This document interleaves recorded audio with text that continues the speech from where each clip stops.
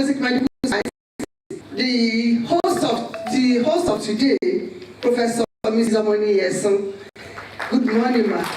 And most importantly, Akindika, Professor Tomori, the Pioneer Vice Chancellor of the Master's University, our Baba renowned scientist, I welcome you to this program. Thank you for granting us the opportunity to hear from you. I also greet the Dean of History, I think he has left now. I appreciate you for coming around to, join us in this program. For all other heads of the department present here, I recognize you, professors within the faculty, the college, and outside the college, I thank you for coming around to celebrate with us. My Vice Dean here, Dr. Vice Dean of Medical Sciences, thank you, sir. All other members of here, I appreciate you for coming. The students, gentlemen of the press, and well-wishers, I thank you for being part of this program. Welcome you all to this official gathering of intellectuals, the 2024 Faculty of Basic Medical Sciences Week. The theme for this year is promoting health and well-being through basic medical research. To be delivered by a highly reputed pioneer vice chancellor of Redeemers University, Professor Iwale Tomori. You will agree with me that basic medical science is the bedrock of healthcare, and therefore our faculty has been strategically positioned to serve this city for many years of its existence. Our staff and various researches conducted under molecular and cell biology, metabolic pathways, infectious disease immunology, among many others. The purpose of this year's Faculty Week is to reinforce our skills and upgrade our knowledge on the international best practices in basic medical research. This 2024 week is a unique one in the sense that we have invited intellectuals and experts from the industry to illuminate our thoughts on technological advancements in basic medical research. We also have our colleagues from sister university registered participating in this conference. There are also many quality studies whose abstracts have been approved for presentations in this conference, and such presentations promise to be mind-blowing and scholarly. This Faculty Week program commenced on Monday, as we all know, Monday 25th, with a campus tour, health screening and counseling for OAU taxi drivers and Okada riders. Yesterday, Tuesday, we had a hands-on training on liquid handling and ELISA techniques delivered by Inkaba Biotech, West Africa.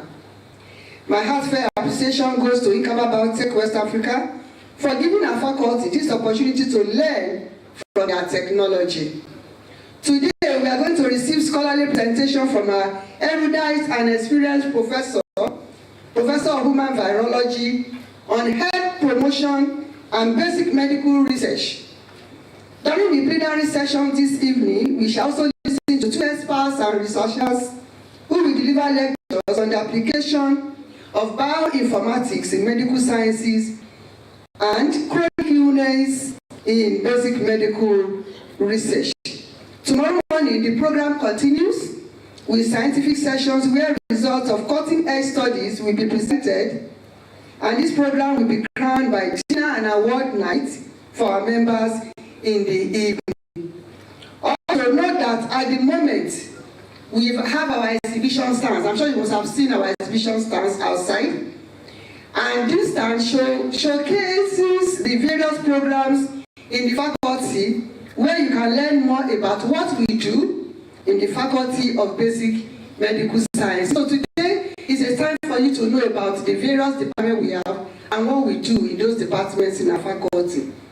At this junction, I would like to appreciate my indefatigable forward-looking dean, Professor Omoni Yeson. I thought we would give her a round of applause for finding me worthy to be the chairperson local organizing committee for this 2024 Faculty Week Conference. I have served as a member of organizing committees for Faculty Week in the previous years, but this time around as the LOC chairperson. You have given me the opportunity to showcase my leadership and collaborative traits, and I do not take this for granted. Thank you also for supporting the organizing committee in ensuring the success of this program. My appreciation also goes to other members of the LOC. We started this journey together. If you remember, when the dean appointed us in 2023 as fact-finding 7-man panel to look into the immediate and remote causes of poor participation of members of staff in previous faculty week programs. The result of this assignment conferred on us the responsibility to organize this year's faculty week with the successes we are witnessing. Thank you for your support all along. In our subcommittees, we have 53 members, as you can see on the program, who have worked tirelessly to make this program a success. There were a series of virtual and physical meetings at inconvenient periods. Also, some of us had to combine the preparation for accreditation of our programs with the preparation for the week. Through the help of God, we have been able to pull through. I thank you all for your time, your energy, and in other areas you have supported this cause. I also thank every member of staff in the Faculty of Basic Medical Sciences, both academic and non-academic, for your financial contributions, donations, and other support you have rendered towards this year Faculty Week. On behalf of the local organizing committee, I want to sincerely appreciate the presence of all our special guests, members of staff, registered participants, and well-wishers, gentlemen of the press for gracing this occasion. I thank all our students for your attendance at this ceremony. I do not take this for granted. Thank you, students, for coming around here. You are the reason why we are here today. Thank you. I charge you all to please attend all the remaining programs, mingle with other researchers from in and outside the campus to forge new alliances for productive future collaborations. I enjoy our staff to also turn up for the dinner and award night tomorrow in order to relax and bring the week to a close. I thank you all for your attention.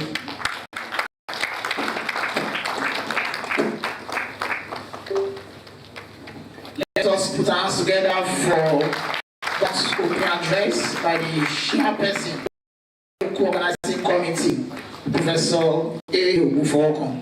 She's wearing 2 caps this morning. She's the chairperson in LOC, and she's also the head of Department of Nursing, and also together for to address to recognize other important have the deputy provost please want to invite Professor Oladele to the high table. The continuation of the high table is on my left hand side here. If Professor Oladele is in the house, all please help us. Professor Oladele should come to the extension of the high table. You are welcome. Thank you for coming. We also want to recognize the Principal Deans, Faculty of Clinical Sciences. Is it Dean in the house? So as Professor Salafas, you all must please let's invite the extension of the Dean Clinical Sciences.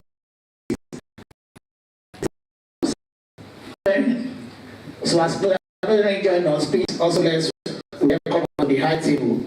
We want to also invite the head of departments of the department in the Faculty of Basic Medical Sciences, Department of Nursing, Department of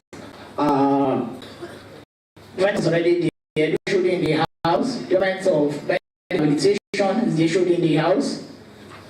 So please already join us on the high table. Is in the house. Sasha, please help us. Sir, head of Department of Nutrition, Professor Ukumba.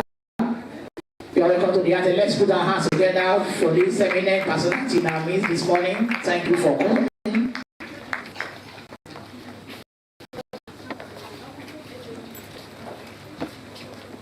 So as we have further head of department, we introduce them to the high table. Physiology is in the house. Please come to the section of the high table. You are there. I can see you there, sir.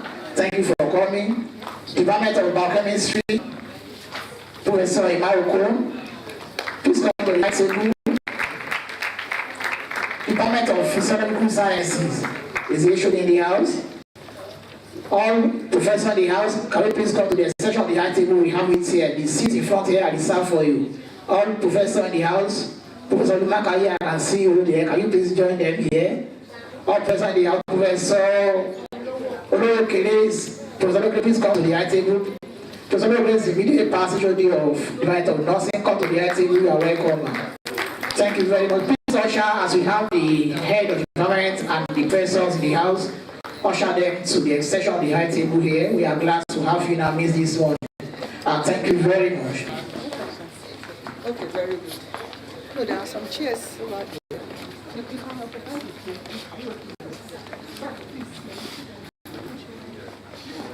I believe we have people coming to join this occasion today.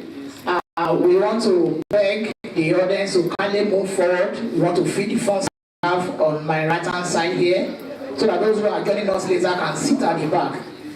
We want people who are here early on time. We want to compensate you with that. We appreciate you can move forward, where you can have the best of what we are doing here today. Please, can you kindly move forward by 2 rows. Wherever you are seated, just move forward by 2 rows until the front chairs. Bless you. Thank you. Let's move forward.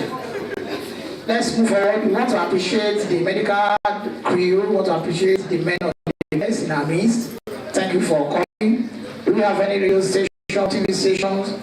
We recognize as we see you. Please move forward. Let's move forward by 2 rows. We have the medical crew here. We are going to show you in our program. Kindly move forward. Thank you for coming. So I want to move to the next thing of the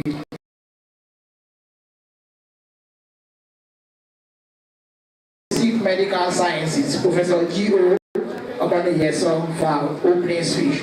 Professor Obaneyeson, you're welcome. And let's put our hands together and appreciate Professor Obaneyeson. Thank you, Mr. FC. Good morning, everyone. This is the day God has made. We rejoice and be glad in it. It's my pleasure to welcome you all to this 2024 week. And for start, all protocol duly observed. The Vice Chancellor, ably represented by the Chairman Committee of Deans, Professor Adeyinka Adeshina. The Provost, Postgraduate College, ably represented by the Deputy Provost, Professor Ile-Ife. Our own dear Provost of Sciences, Professor Babatunde Olawale, is our father in the college and takes care of everyone, everybody, nobody is left out. The Deputy Provost, Professor Oladele, Deans of Faculties present, Professors, my able head of departments, faculty members, both academic and non-teaching staff. This faculty week. Students, you are welcome. Invited guests, distinguished ladies and gentlemen, and our dear guest speaker, Baba Professor Oyewale Tomori, you are welcome, sir. He came all the way from Abuja yesterday, landed in Ibadan at 4 o'clock, and by 5:30 p.m. he was in Ile-Ife. I was just wondering, Baba, as old as he is, he's still moving around like that. So you are welcome, sir. Thank you very much. You know, we continue to renew your strength for us in the name of Jesus. I warmly welcome you all to this faculty week of Basic Medical Sciences and conference tagged Promoting Health and Well-being through Basic Medical Research. As you know, and today is our opening ceremony. The Faculty of Basic Medical Sciences was created in 1993 at the commencement of the College of Health Sciences. And over the years, the faculty has transformed from 8 departments to 10 departments. And just lately, we were 11. The bat bank began to to be started. And just recently, we went to the labor ward and we delivered a new baby. A new faculty of basic clinical sciences was created from this existing faculty of basic clinical sciences about a month ago. So the new baby is just still a neonate and still in need of care. So the Faculty of Basic Sciences is a foundational faculty in the health sciences and is the bedrock of health professions in any medical school. Anatomy, physiology, medical biochemistry are critical and essential subjects in the training of health professionals. I'm sure the student will agree with me that we have to go through anatomy, physiology, and biochemistry. And without passing those three subjects, you have to pass it before you move to the next level. Most of the breakthrough in medicine started through basic medical research. Basic biomedical research contributes immensely to our knowledge of what, how, and why of diseases, as well as how normal physiological and behavioral processes are altered. Recent advances in molecular biology techniques and characterization of human genome, as well as the genome of a large number of model organisms, has provided basic medical researchers with tools to elucidate molecular, cellular, and systemic level processes at a deeper level. There's an interdependence between basic medical research and clinical research. In fact, most clinical research have their basic methodology from basic principles. Many new ideas that can be translated into potential therapies started as experimental research in the basic medical laboratories. I know that our keynote speaker will do justice to the topic. As a faculty, we have been increasing and abounding in advancements over the years. In the last 1 year, when I resumed as the dean of this faculty, we have made some achievements. My initial assignment was to oversee the verification of our new nutrition and exercise program. And with the help of the university management, the department was able to admit students into the program during the 2022-2023 session.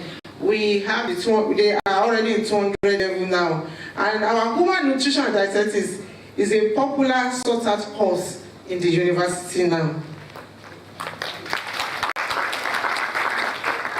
We also conducted the medical rehabilitation NUS accreditation exercise last year, and just last week, the medical rehabilitation therapy boards came for the accreditation, and they were very pleased with what we have. And of note is that our occupational therapy program was started. Our college is the first college or medical school to start the medical rehabilitation program as a degree program in Nigeria. We have only 2 colleges offering the program now. So we also witnessed an increasing infrastructural development. Our nursing department of nursing, relocated to their new purpose-built edifice, which is one in town in Nigeria for nursing program. Many thanks to the university administration and our alumni for this landmark achievement.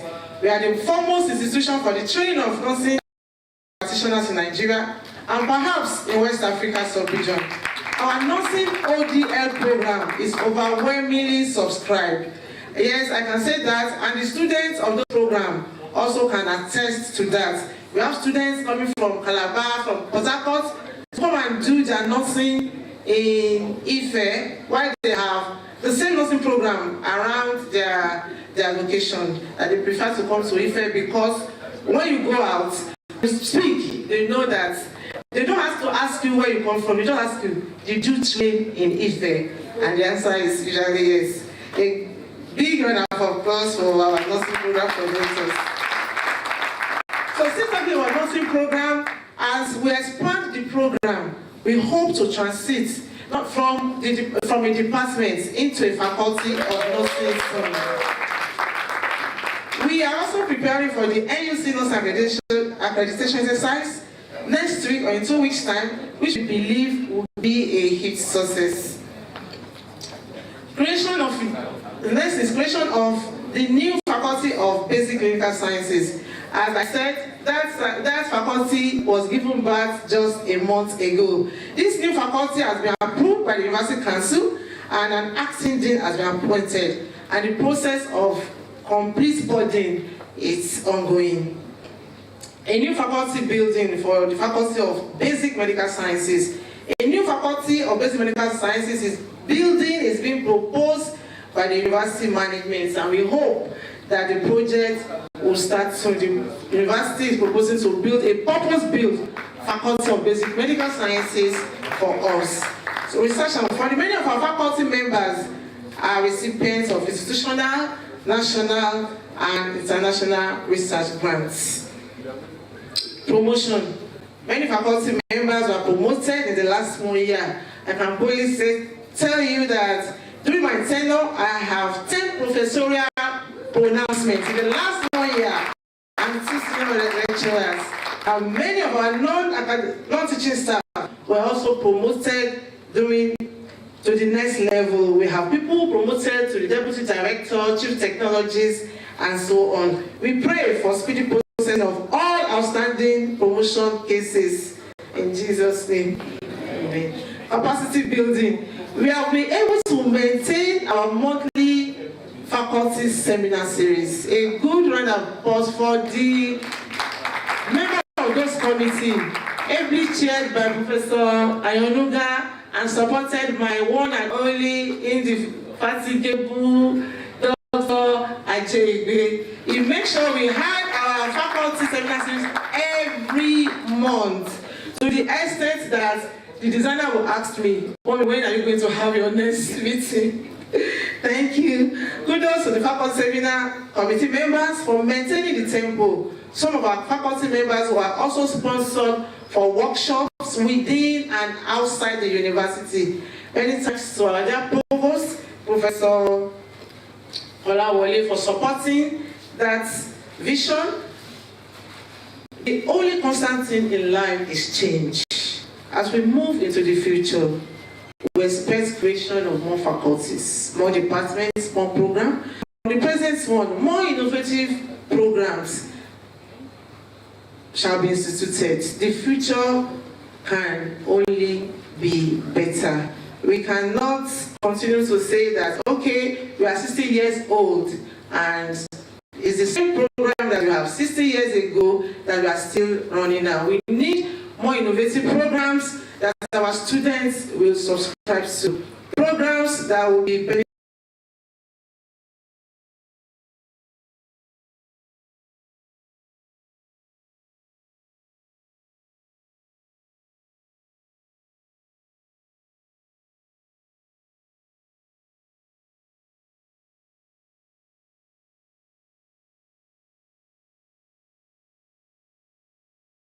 And other principal officers of our university. The Provost College of Health Sciences, he is amazing. I wonder how he's doing it.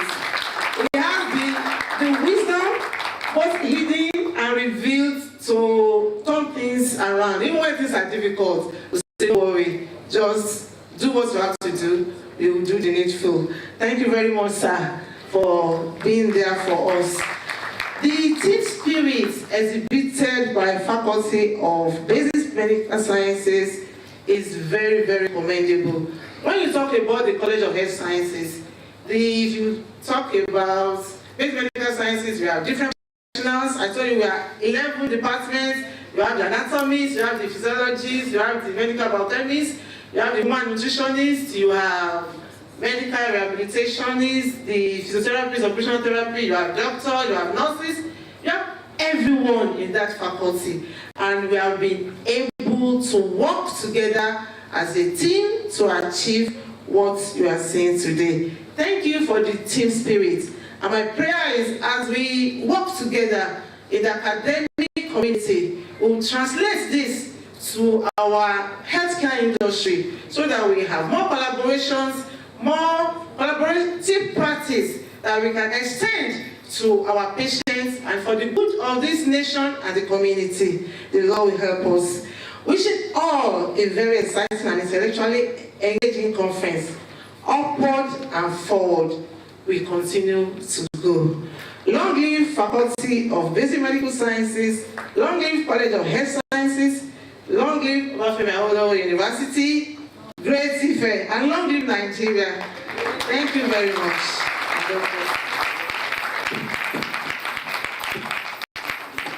We can do better than that. Let's put our hands together as we appreciate our own team, Dean Faculty of Basic Medical Sciences, Professor Gio Obamiyeson, for that wonderful opening address. Before I bring the next person on the podium, I want to quickly recognize the presence of the HOD Chemical Pathology, Dr. Ile-Ife. Dr. Ile-Ife, can you please come forward here to the section of the high table? Let's put our hands together and encourage Dr. Ile-Ife.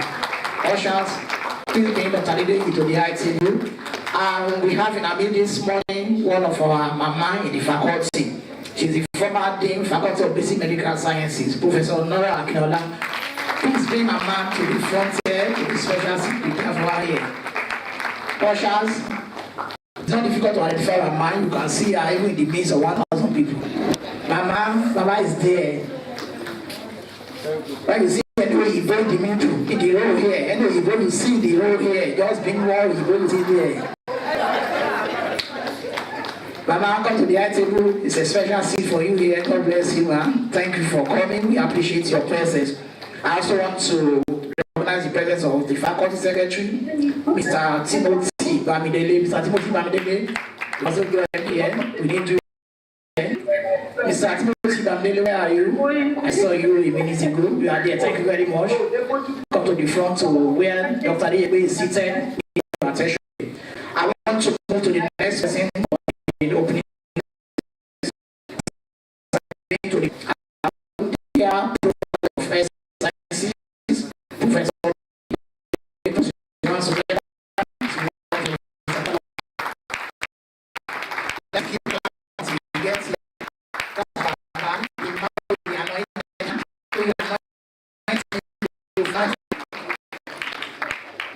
Thank you very much, Mr. Yamalo. Although up to now you have not followed us one cover.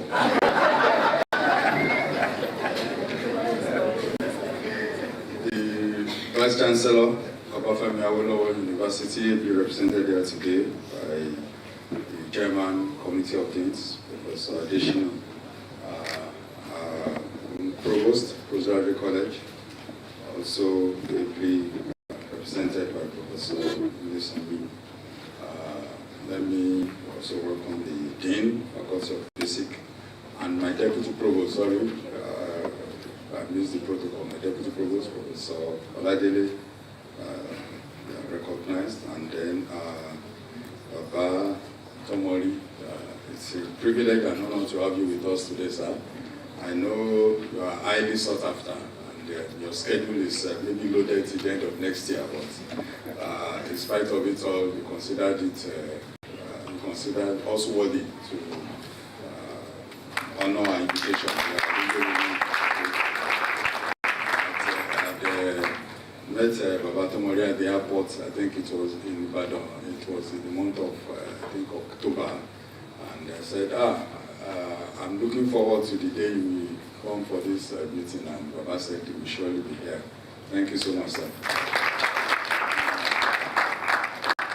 All vices, deans, cognate faculties, eminent professors in the College of Health Sciences and Health Department, all our distinguished guests and our dear students, gentlemen, press, ladies and gentlemen.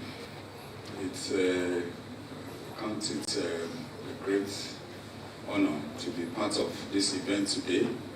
The Faculty of Basic Medical Sciences occupies a unique position in the College of Health Sciences because whichever program the student is admitted to, or even a member of staff, you just have to relate with the basic medical sciences in one way or another. And I can appreciate the workload there, and I also appreciate all the tireless effort of the staff, despite very little resources and the wonderful things that they are doing there. So kudos to every lecturer and every student in the Faculty of Basic Medical Sciences. Where you can clap for yourself, like Mr. Larry wanted to tell you today, there is no law that says you can't applaud yourself. Earlier this week, in fact right now, we are receiving the accreditation team from the National University Commission, NUC. I had to practically tear myself away from them because they didn't want me to go. They are taking critical decisions this morning. And if you've engaged with those people, it's like you are doing a job interview. They'll be firing you. So I was in their midst until they didn't say I should just come. So as soon as I'm done, Baba, please, I'm apologizing. They've been calling me up to answer their questions. I thank God I thank you for giving me the break from them. At least this 1 hour respite that I have before I go to face that range of questions again. Having said that, let me also congratulate the faculty for all the achievements that the dean was reading out, beginning from the nursing, building the different accreditation, the commencement of new programs, especially human nutrition and dietetics. And I must say that the demand for that course, I was shocked. The ongoing admission exercise. So many people wanted human nutrition and dietetics, and we just could not meet up with the demand for that program. So congratulations to the human nutrition and dietetics. The theme for this year's meeting, health research in promoting well-being and health, I think it cannot be more relevant at a time that the society is plagued with lots of illnesses which stems from basic things such as nutrition and deficiencies or malnutrition, lifestyle issues, and the like, environmental pollution. And even in conducting translational research,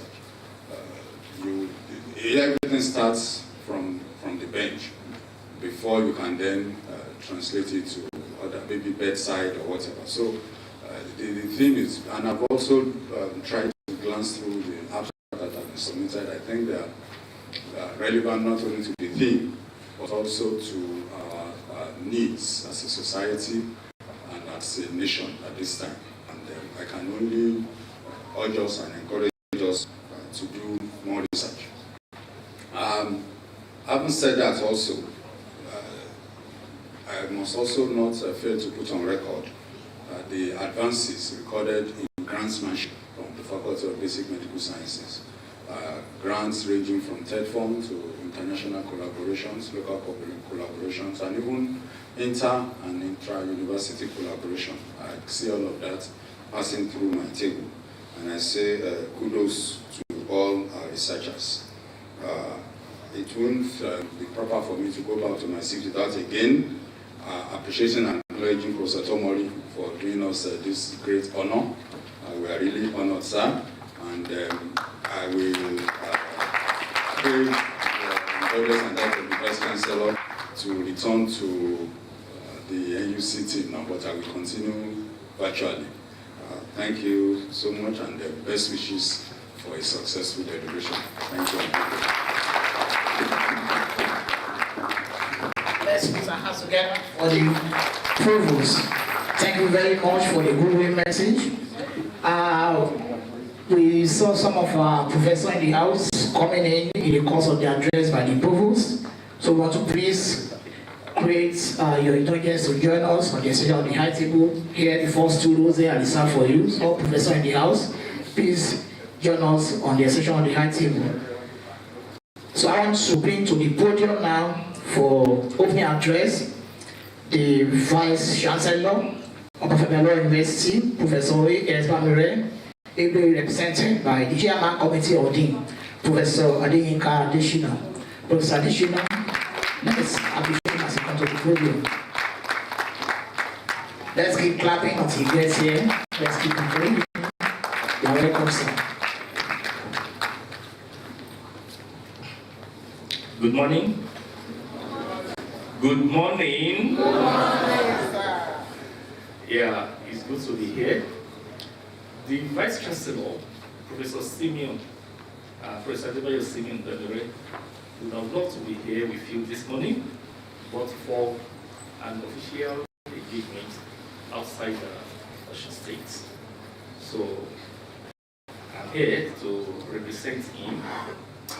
He holds the Faculty of Basic Medical Sciences in high esteem and is proud of the staff and students of the faculty. He told me that I should tell you that in every way possible, we will continue to support the aspiration of the Faculty of Basic Medical Sciences. Yeah, before I continue, let me recognize the presence of some people invited here this morning. First, I would like to acknowledge the presence again of distinguished Professor Somori, a past president of the Nigerian Academy of Science,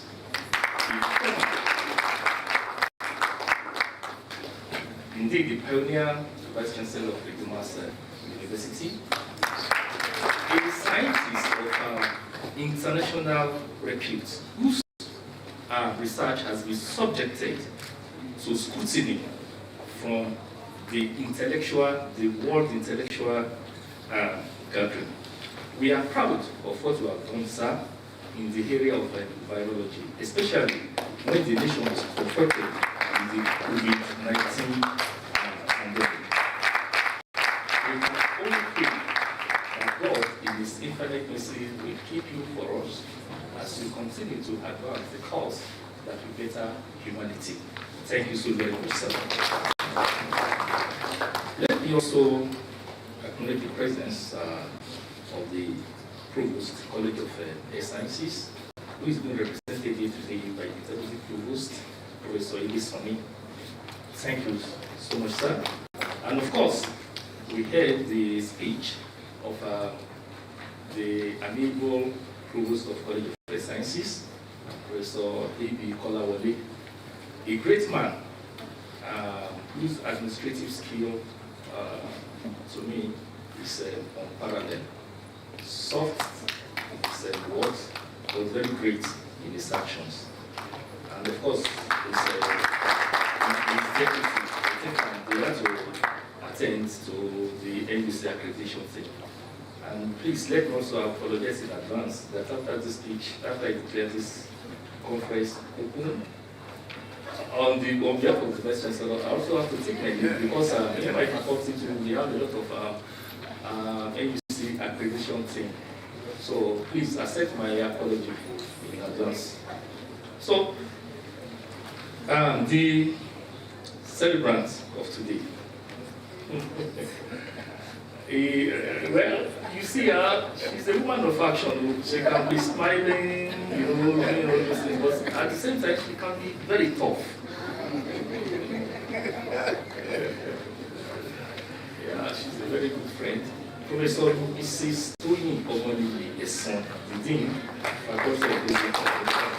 Thank you for coming up with this scientific conference and for being able to bring a very fish to our community.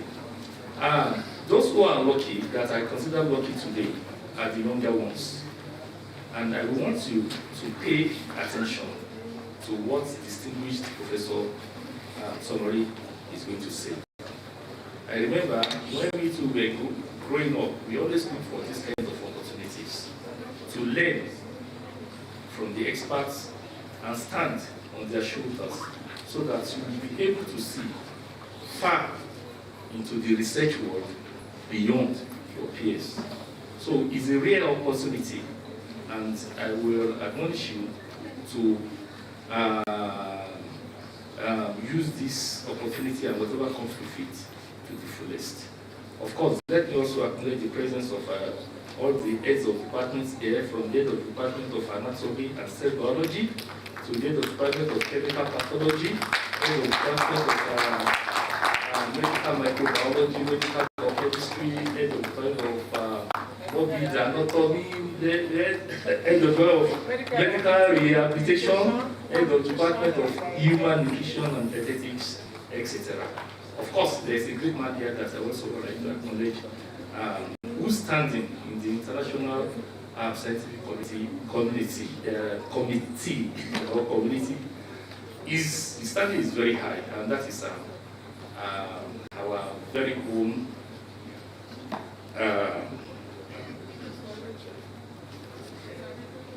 Professor Rufus Adido, the former dean of the Faculty of Basic Medical Sciences. You are welcome, sir. So my speech will not be too long after the acknowledgement. We all know the role that this faculty is playing in molding the future of those who are responsible for our health care.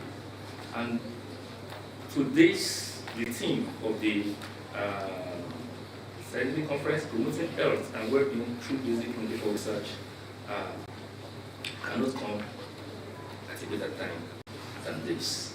So I want to thank the organizers, the local organizing committee, chaired by Professor Mrs. Shola Ufowokon, and his team for a job well done. I thank our colleagues that despite what we are facing in the nation, you are still able to come together, work together for the purpose of coming up with this. Congratulations to you all. So, I wish you, on behalf of the Vice Chancellor, a wonderful deliberation, a deliberation that will bring forth solutions to some of the things that are confronting us as a nation, health-wise, and then in the process that will also bring prosperity along with it. Thank you very much. I hereby, on behalf of the Vice Chancellor, declare this scientific conference open. Thank you.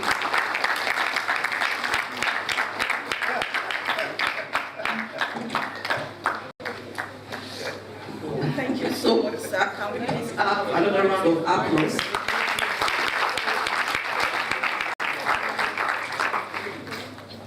Before we go to the goodwill messages, I would like to recognize the presence of Professor R.P. Adedoyin, a former dean of the Faculty of Basic Medical Sciences. The next on the agenda is goodwill messages. But when I see goodwill, I think of cash, and maybe in kind. And I don't know why they have to add messages to it and not goodwill cash. Okay? And I remember the provost said something about money and things like that. So I want to believe that people that are here today, our invited guests, senior colleagues, you're going to give faculty cash because we need money. Over the weekend, I was in Lagos and I decided to attend a wedding party. So when I go to the venue, I wasn't invited anyway. I just decided to attend. So when I go to the venue, I saw a direction. To the right, if you are invited. To the left, if you are not invited. So I thought of it. I do not have any card with me. So let me just, respect myself and follow the left door. So I followed the door to the left hand side. When I entered, I saw another direction, 2 doors. To the right, if you are the guest of the bride. To the left, if you are the guest of the groom. I said, okay, right, let me follow right. So I followed right, I entered through the right door. After the door, I saw another direction, 2 doors, right and left. Are you a male or a female? Of course, I'm a female. I followed right. Another jog again, direction 2 doors, right and left. And to the right, if you have a gift. To the left, if you do not have a gift. I don't have any gift. So I entered the left. And as I entered the left, there was no direction though. I just saw myself at the back of the hall. So with that, please, I want us to recognize the provost of the PG College, Professor V.F. Olaleye, represented by Professor A. Ile-Ife for his goodwill message.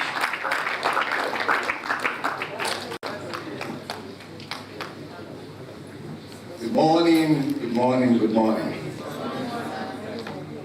I acknowledge the Vice Chancellor, Professor S. Onere, and the entire management team of the university. I acknowledge the Provost of the College of Health Sciences, who has had to leave for the meetings, Professor E. Onere.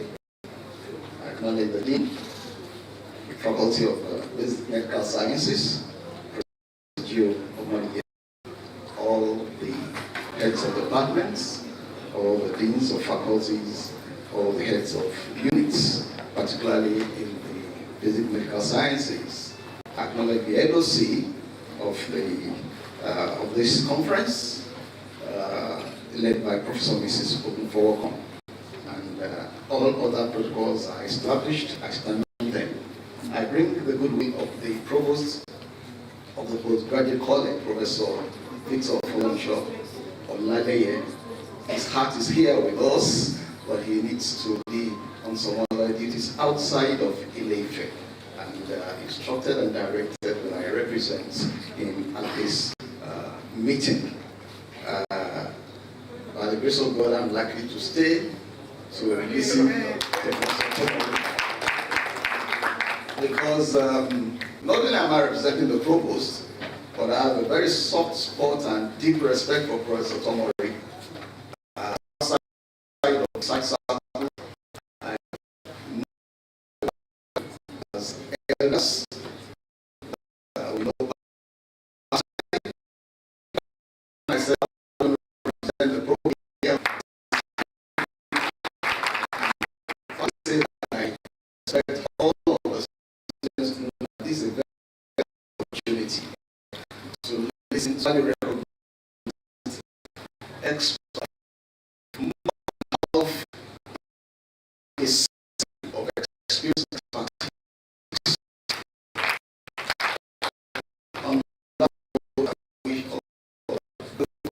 and like I said, the Provost really cherishes the relationship of the postgraduate college and the College of Health Sciences, and in particular the Faculty of Medical Sciences, and he sends his very warm regards for this conference. Thank you very much.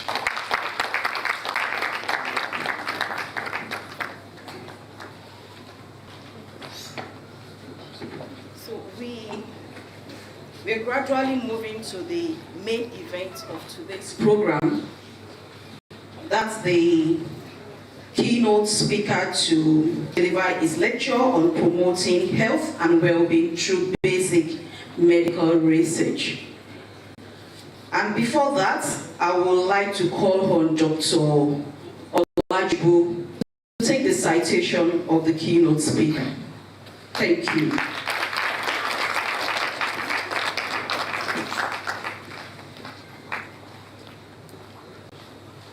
Good morning, ladies and gentlemen. Please permit me to stand on the existing protocol. Yeah, it's an honor this morning to introduce our keynote speaker. And I want to humbly request that our professor stand while I read the citation. Professor Oyewale Tomori was born in Ile-Ife, Osun State, Nigeria, 7 decades ago. Among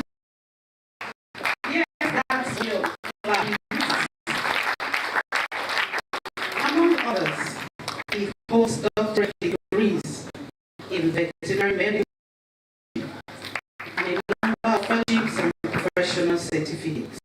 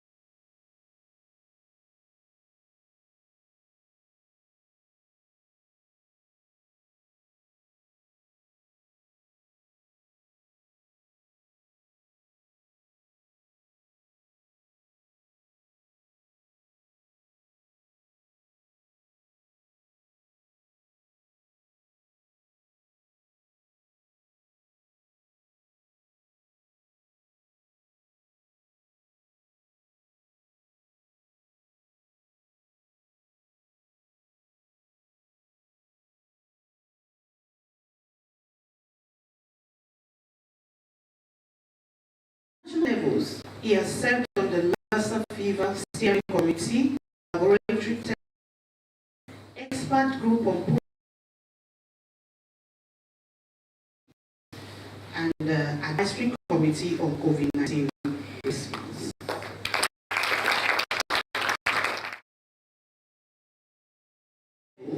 He has served WHO, SAGE, WHO Afro-Polio Certification Committee, WHO Yellow Fever Disease Committee, WHO TAG on COVID-19 compensation, US Global Risk Framework Commission, and a committee member of the National Academy of Science and Medical Future Day of Smallpox Medical Countermeasures. Professor Tomori has also served as an advisor to the region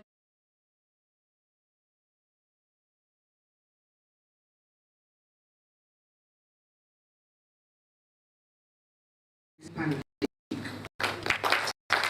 The member of United States National Academy of Medicine and the fellow of the International Science Council.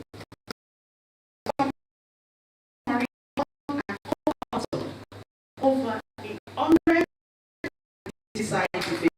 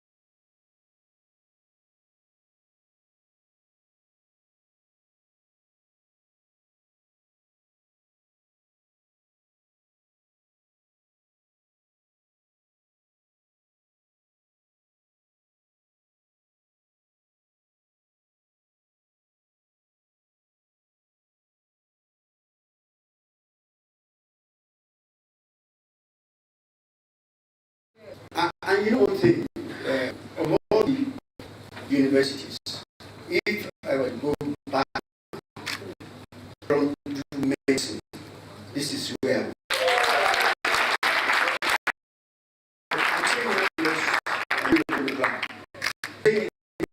bringing together the totality of medicine into health.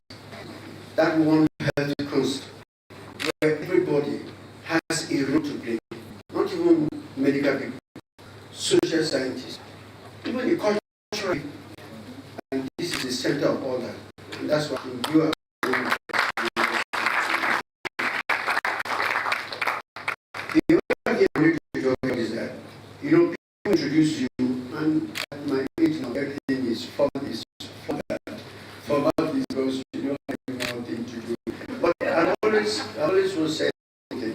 Before I was ever anything, I was something which came with me. And that's you know that it traces my ancestry. It traces about who I am. And I will tell you about my ancestry. I'm from Ile-Ife. My great grandfather, I do that. I came with you, I don't know what the day.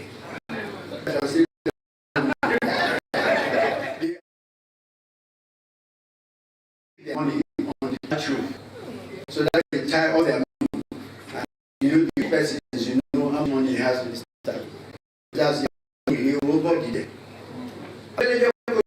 Is the one who is bold and confronts anybody. So if I say something you don't like, it's DNA that is working. And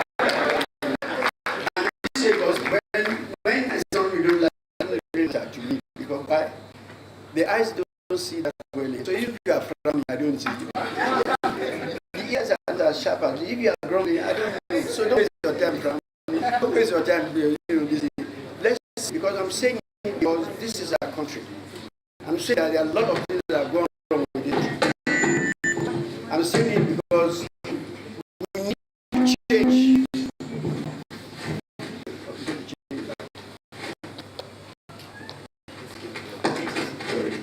Yeah, this is very.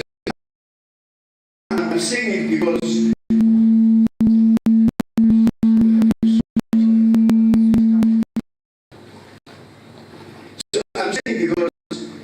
you and I need to be changed.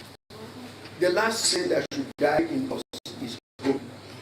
We have to continue to have this country. Otherwise, we will go home like lady who said the last and you threw her out of the house. That's what will happen if we lose hope over this country. I can't lose over this country. Why? I owe this country more than I can pay back. But it's not for you. You can't say that. I can say it because when you have the 40 your father's list of children, when your mother is the last of the 16 years, to go to school, we went to farm. And that's what our father was bringing us until good government came into this country. And I wonder whose name you are bearing introduced free primary education. Not only free primary education, he said it was compulsory. If my father did not send me to school, he would go to jail. So he had to send me to school and go to jail. I'm the beginning of what I am today. Free education. Second, almost a kind of free as worry. ABU.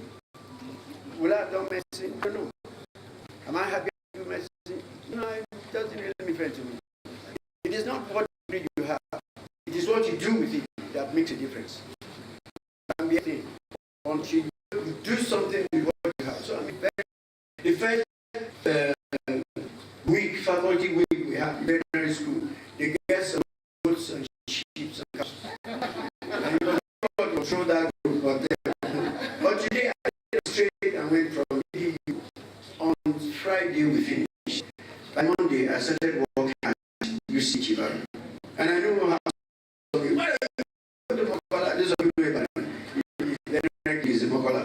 this is not the place for cows and sheep.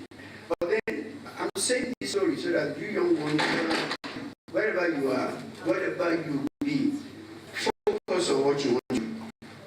All these other comments, side shows, they shouldn't bother you. And so it's right about that you were saying maybe we don't have we don't do more other things. By the grace of God, in 1971, by 1981 as a professor in the College of Medicine. Not only that, I was sitting on the panel that was promoting those and treat Mogola. So my, whatever it is, area you are in your profession, know what you want to do, focus on it, and let other things be side shows. At the end, you will be where you want to be. And one other thing, young people, stop running after money. If you are diligent and you are consistent in what you are doing, money will come. I'm not born a rich man, I give you glory. Rich man. And my richness is not in money, it's in friends and people like you that I have. They've been able to see people and look at the future generation. That's my richness. And that's the kind of people that, oh, yeah.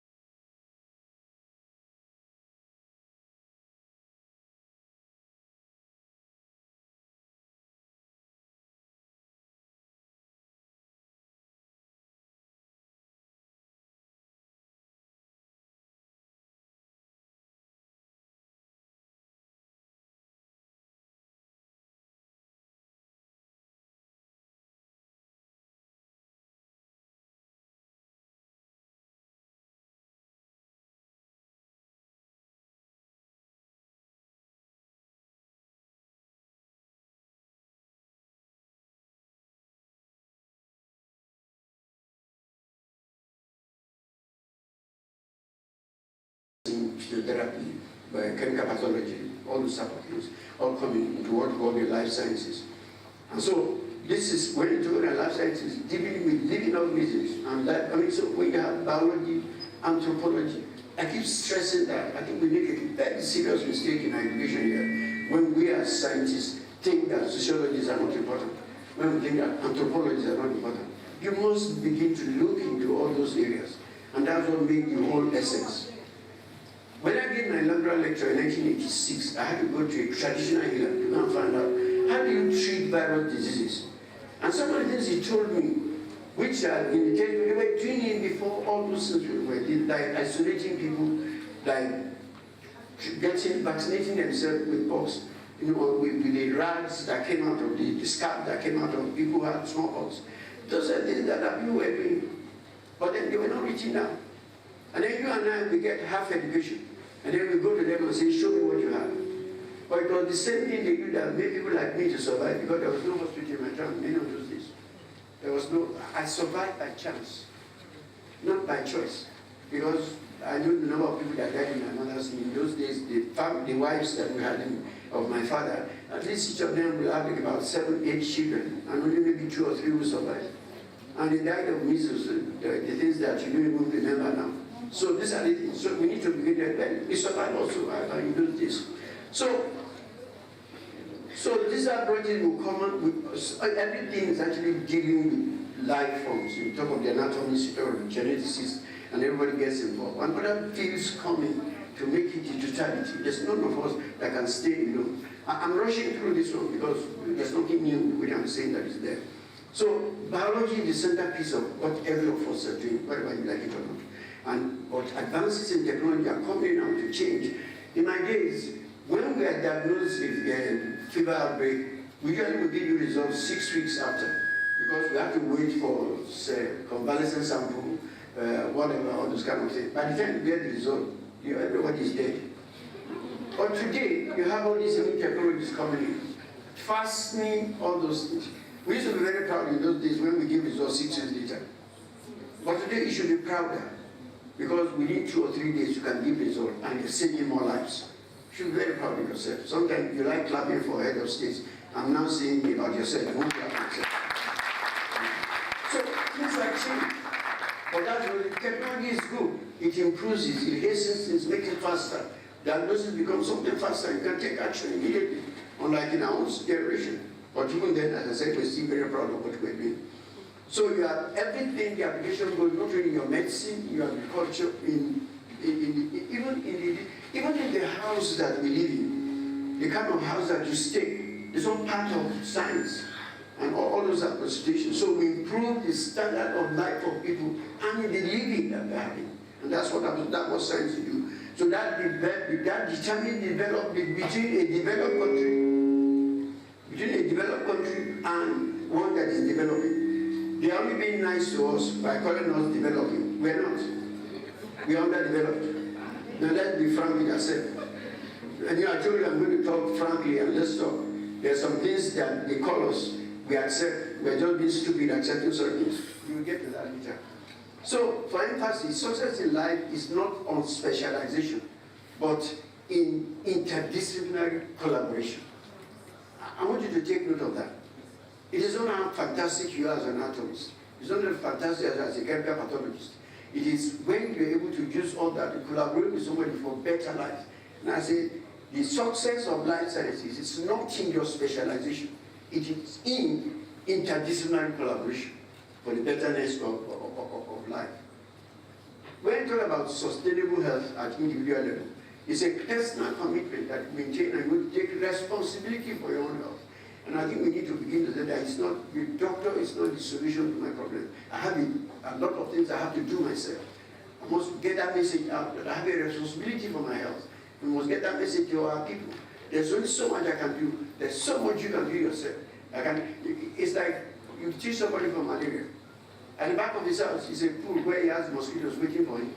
As soon as you finish, when he comes back in there, mosquito bites him, he gets malaria again, and comes back. If he handles that one, then he probably visits you less. So it makes your work easier. So when you do that and pass it on, it makes life easier for you also. So we need to get all this information to our people. We need that development that not only looks at the present, but we now destroy the future. The government we have today is destroying our future. And that's why we're not developed. Because what was Naira? When I started school, it was $2 US to 1 Naira. Today is almost 2,000 Naira to $1. And that's where we are. That's the destruction we're doing. So there's no sustainability. But when I said I own this country when I was young, I said I went from Ile-Ife to Uweli, nobody followed me.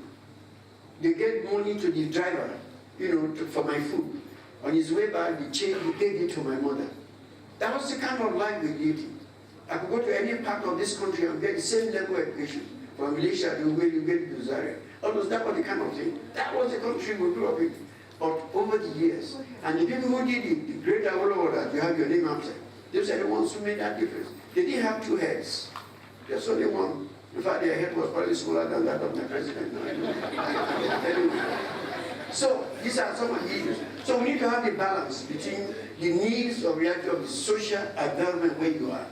You cannot have all these fancy things, and then you step out of there and your place is squalor. You must be able to influence around you. We jump up at international ranking or around the best in the world. Which ranking? How does that affect the man next to you? Your relevance is to where you are, not to global ranking. We jump up that ranking, and what conditions are they used for those rankings? How many Nobel laureates do you have in your university? How many, whatever, can you have Nobel laureates when even your own people are in Japan? So these are the issues. So when we jump at things that we shouldn't be jumping at, and some of my colleagues will say they are the Oxford of Nigeria. How can you be Oxford of Nigeria? But I can also say they are the Ile-Ife of London. Yeah, that's the thing we should be looking forward to. Why are we looking at them and saying this is our standard? Your standard is here with the village people there. What is your influence here? How has OAU influenced the Ife town? That's your ranking, not some other.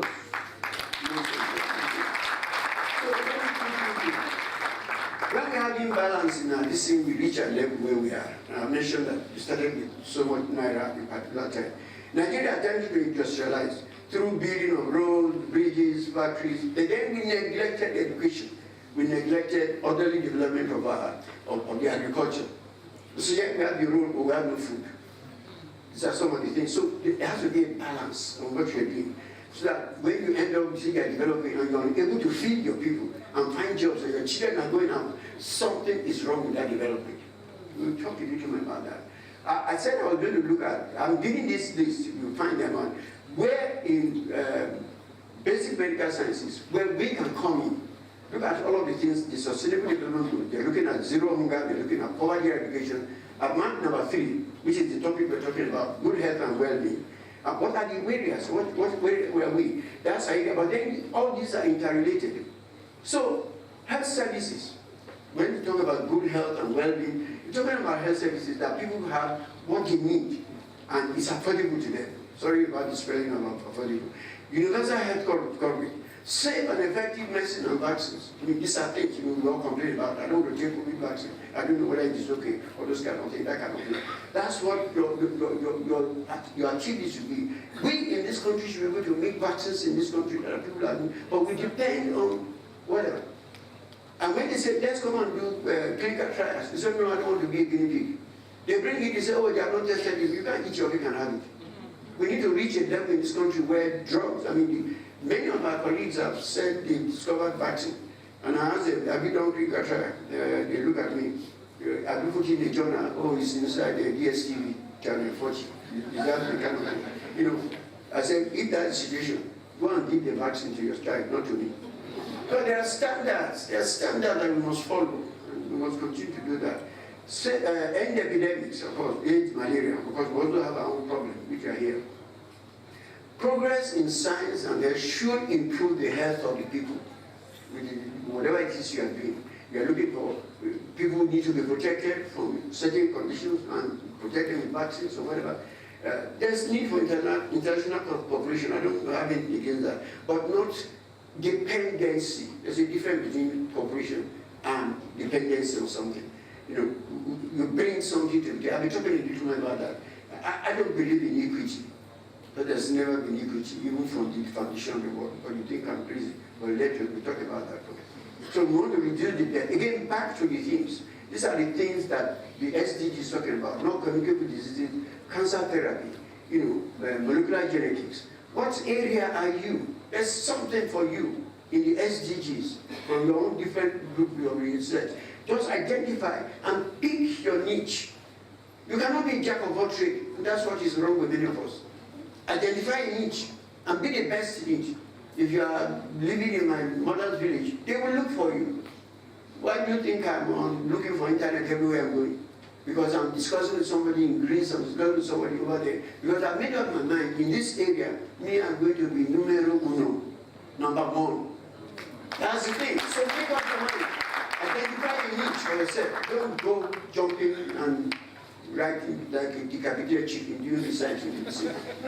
Focus on that area. Become the expert in that area. They will look for you anywhere. They're still looking for me. As I live here, I'm going to do Zoom meetings now. People, one from Greece, one from Czechoslovakia, what they call their country.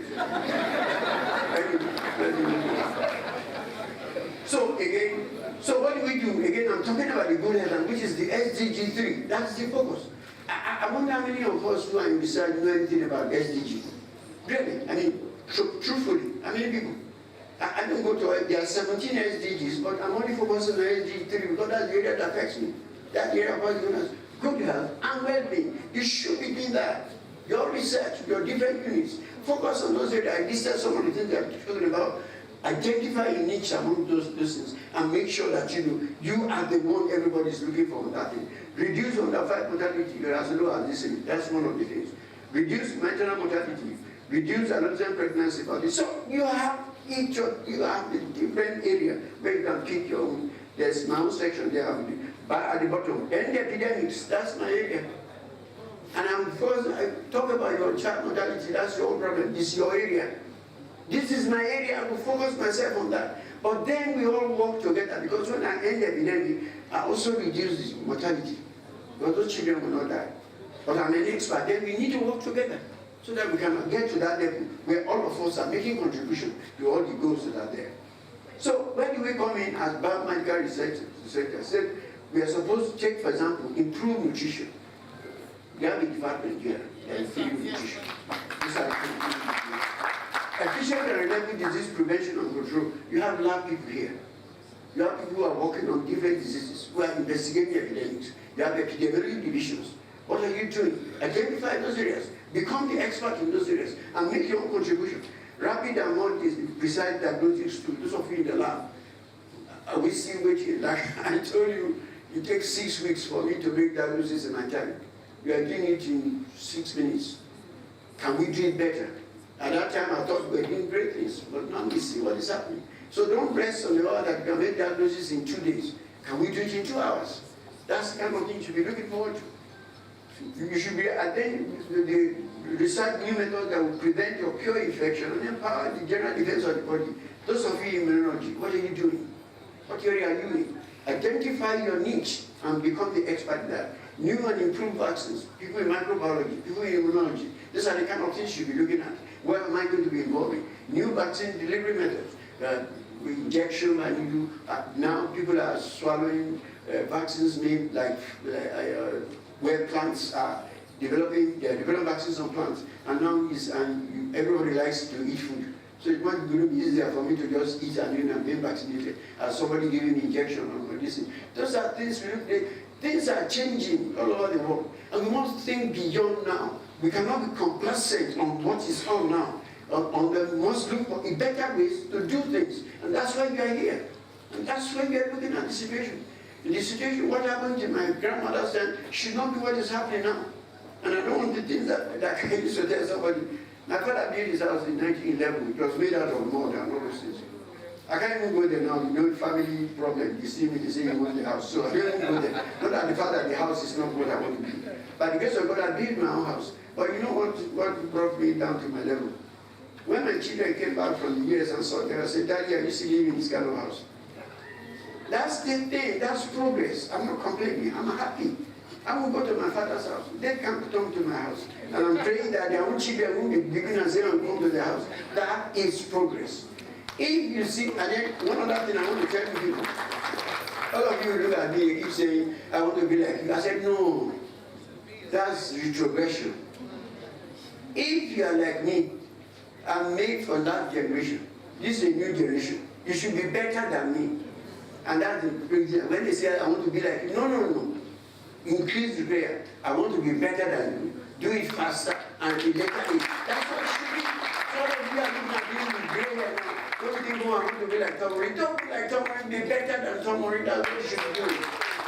So this thing. So let's look at all those things. So better methods to detect those harmful bacteria and viruses. These are responsible, as we said, in terms of food safety. What's your role?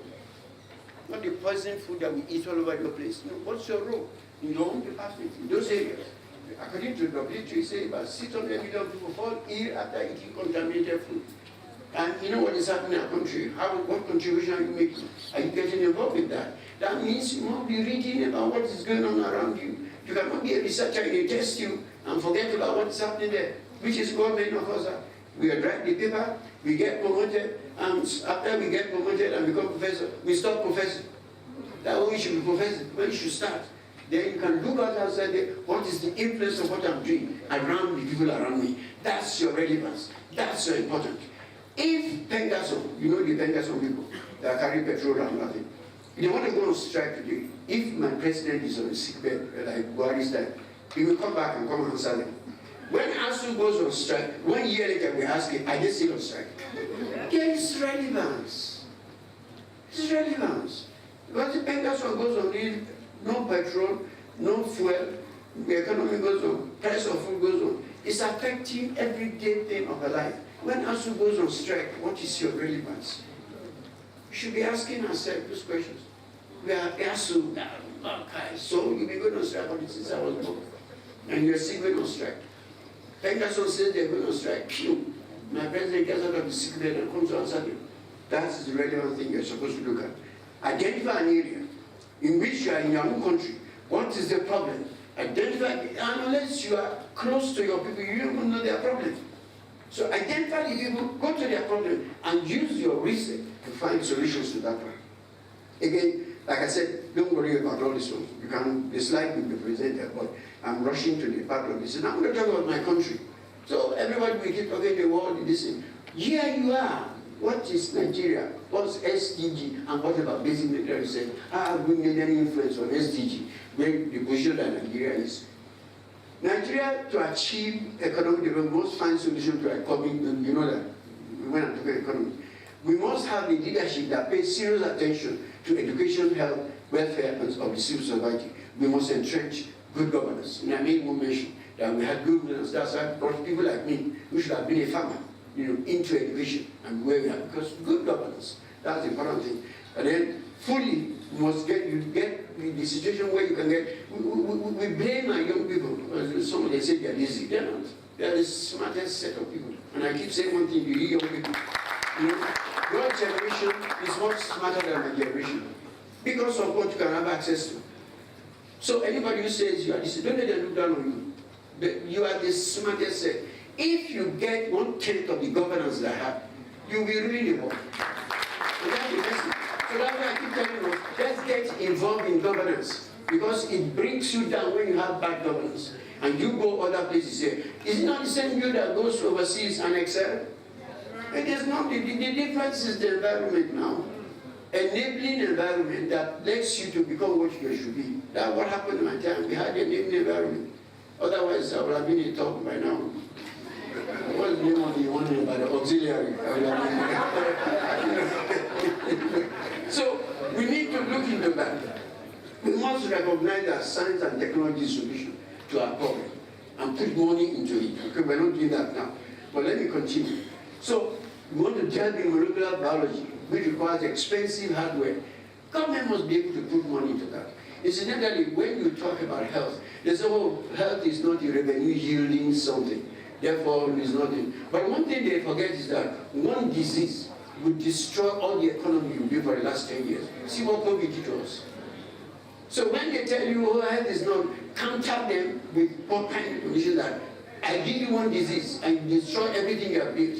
Then you begin to balance things so that people know. We must make up our mind whether we want to apply the new biosciences to our problem.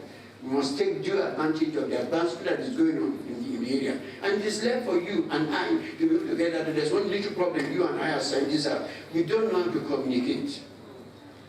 We don't know how to communicate. We write our science journals and all that thing, no problem. But we have a problem communicating. And how do we get that message to the man on the street? Imagine calling a professor to go and address kindergarten. Sometimes it's a bit of a problem. But that's what you need to do. Bring yourself to the level of the people so that you can communicate with them and you understand what you're talking. You know, I'm talking about the eschatology and all the pathology and all those things. To children who are probably out of school, they'll be looking at me and say, what's this man talking? Anyway, we must make up our mind whether to apply. I mentioned that already. And we must take advantage of what is around us and use that tool. I'm looking at my great country. My country is the epitome, the embodiment, and the personification, quintessence of self-imposed underdevelopment. When everybody talks about Nigeria, our eyebrows are raised. We open that country.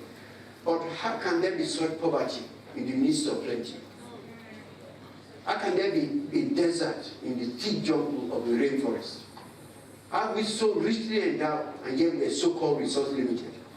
How do we have human resources that endow the country and then we say we are resource constrained? We are the 12th largest producer of petroleum, yet we are the 8th largest exporter and the 10th largest from the reservoir. Until 10 years ago, Nigeria was one of the world's highest economic rates, yet poverty remains an obstacle to our development. One of the poorest and most unequal countries in the world, these are reports that are coming in. Over 8 million of our people are living below poverty line. We produce more people than we can feed. We don't address our population. Other countries are making advances. They're looking into every aspect of their life. They're not having more children that they can take care of. That's pictorially, that shows you what your country is. 64 years after independence. Just look at that one. Look at those pictures. Those are the Nigeria overtakes India as the world poverty, and this is the area where we want to succeed. Look at what we give to other countries, Israel, South Korea, whatever. When you're looking for a country, look at the bottom of the so don't begin to see we are there at the bottom when other countries are making progress. So those are the issues. That shows you our GDP, which is allocated. Again, you find that we are there at the bottom. So this is what is happening. We are the verdant pasture, the lush and rich humus soil for disease epidemics. Yeah, we succeeded in dealing with 2014, and that's a good spot in our life. When Ebola came to Nigeria in 2014, everybody was scared. The world is gone. But Lagos State government did one very important thing. They didn't use vaccine, remember that. What did they do? Good surveillance, good contact tracing, isolation of the cases, treating those cases, and we had only 20 cases. And within 3 months, we had declared Ebola that raged for 3 years in other parts of West Africa. Can you see that we have the potential to do what we need to do? Those are the things we should be telling ourselves. How did we do it? How did we control Ebola at Lagos State? But then when COVID came, we forgot what we did in Ebola. And anyway, now we're able to replicate our success with other diseases. Every year is yellow fever, next year is Lassa fever. And every year when the thing comes up, 2 or 3 doctors have died. Then we set up task force to look into it, to bury the dead or to solve the disease. These are the issues for us. These are things that we're looking at. Look at the amount of mortality rate. You all love that one. Where it's supposed to go down, which is doing, but then it remains constant for some time. We need to go beyond that one. Look at our population. We have a problem. If you don't address that, you're going to have a problem. We have too many people in this religious people come up with us some things. People go and look at the Bible. They didn't have too many children. But I mean, they base this in up. But for us, we talk about the same religion and we keep having children that we cannot take care of. Food insufficiency. These are some of the problems. Malnutrition. I'm identifying some of these areas where in your area you identify what are the problems of your country and tell your research along those places. This is the reason why I'm looking. We have a lot of children who are stunted. Lucky for me, I think I was probably stunted. when I was growing up, because the generation was not, it was always a baby. There was no meat and all that kind of thing. But again, I went to a good school and we're eating beans 7 times a week and all those kind of things. So I think I kind of managed to, although I've been a giant, anyway, so look at our newspaper reports. Nigeria is one of the poorest countries in the world. We're deeply divided. We're this and that. Those are the things we need to look at. When I read those things, I don't get disillusion. I'm identifying my problem, and I want to do something about it. That's where you and I come in and read your newspapers. That's where the problem of the country. That's where you find out the information, not your journals. Read those newspapers. And how can I come in as a scientist to identify some of this problem? See our population. You said that we're yet 21,000, we're going to be that one. We don't even have food to feed the ones we have now. Imagine what's going to happen in that time if we don't change, if you as scientists don't come in to improve all those things. People are talking about GMO and all those kind of things. We're probably the one that we are opposing scientists, but we have no opinion about that. Nigeria. We talk about the same Nigeria, the great nation of good people. So let's see what great nation means. That's Lagos. See the traffic. See the fuel crisis.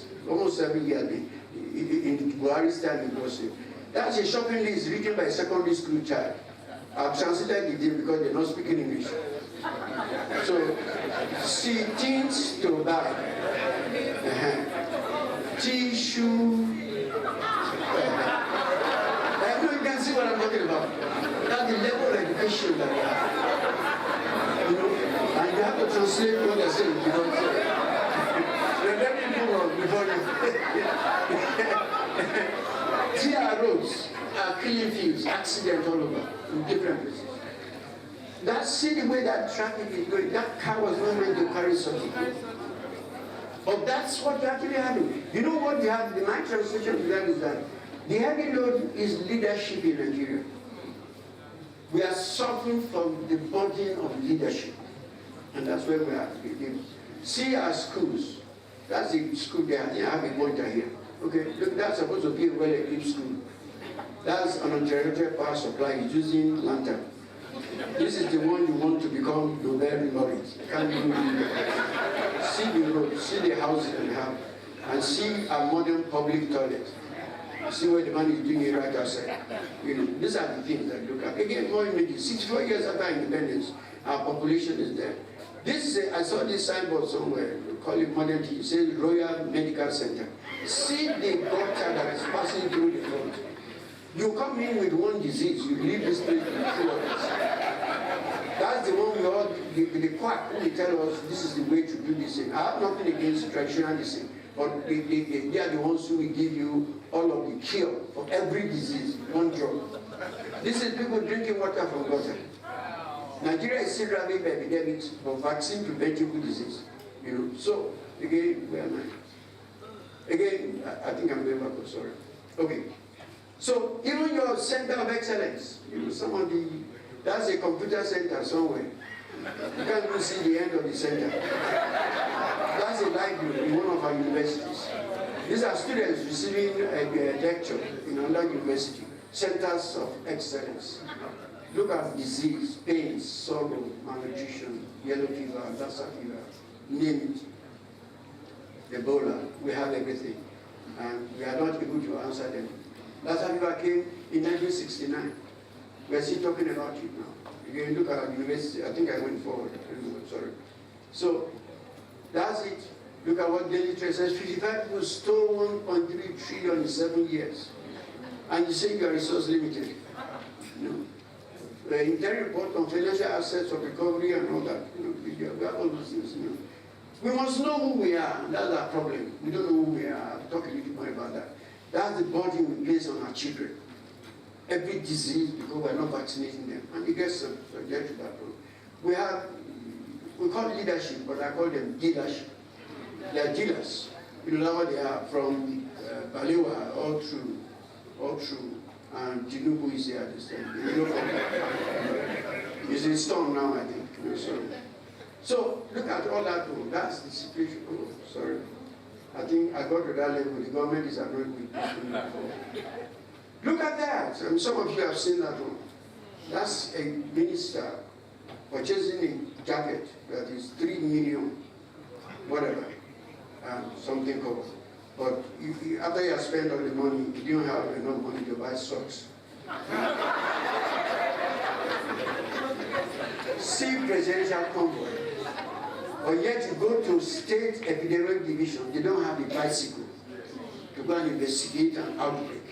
And yet when my president is going on, there are 40, 50 cars following. Look at the dispatch drivers. One of those cars will buy enough, whatever, to supply that EP division so they can investigate the disease as quickly as possible. And then we don't have, if you do it, then you don't have epidemic. Let me quickly. That's the man that shows you the direction of the ship of Nigeria. Just tell me where that guy is going. So tell me where that guy is going. That's the kind of leadership we have in our country. Now that shows you the leader. That the leader is striding. Look at his legs. What direction is he going? Look at his face. And he goes to enter that vehicle which I tell you has no direction. That's the problem we have in our country. Look at that and see all those pressure that we put on, pile upon our people. Don't look at the bottom, but that's what our government is doing to us. You know where the government is holding us. So they call us what we are not. I'm bringing this to a conclusion. And it is important to listen to this one. They call us what we are not, and we accept without question. They said we are resource limited. They said we are resource constrained. But let me ask you questions. We squandered our resources under visionless leadership. We moved from resource endowed and to resource enriched, resource enriched to now become resource limited and resource constrained. But are we really resource limited? We are not. That's the name they gave us, and that's the name we accept. If you don't know what you are, you won't find a solution to your problem. It suits them to keep telling you that you're resource limited, so they can come and take the resource they have. And we're stupid enough, sorry to use the word, to accept that we are resource limited. You and I are not. Go to the EFCC website, see the number of those of government they have in court, and the amount of money they have stolen.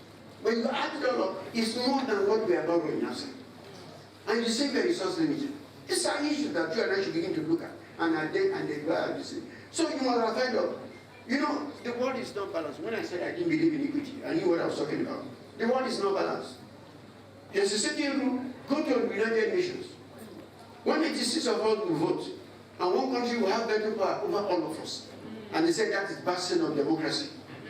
Are you hearing that?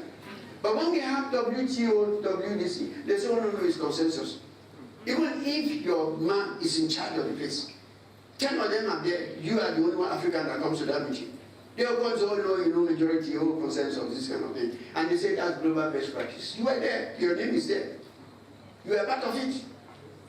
Even if you raise objection, you know, so that's why I said, when I see what has happened after Ebola and COVID, and many of you think the W in WHO, what do you think it is? It's not world, it's white. Are you getting what I'm saying? Everything is tailored for the white. But they tell us the W is world. We are not part of the world. We are not part of their world. Let us think. It's our problem. It's time for us to begin to look at all these things, not on the surface. Think deeper. Think deeper. When Ebola, not Ebola, COVID, sorry, so many are coming now, you don't know which is which. It was monkeypox. When monkeypox has been with us for the last 50 years. The first case of monkeypox in Africa was 1970. We had it in Nigeria in 1970. The second time was 1978. Then there's a big gap. Not because it wasn't happening, because the surveillance was not good, but the big one came out in 2017. DR Congo has been having epidemics of monkeypox since 1970. It was not a world problem then, until it broke out in Europe through their sexual misbehavior. And then everything was popping up.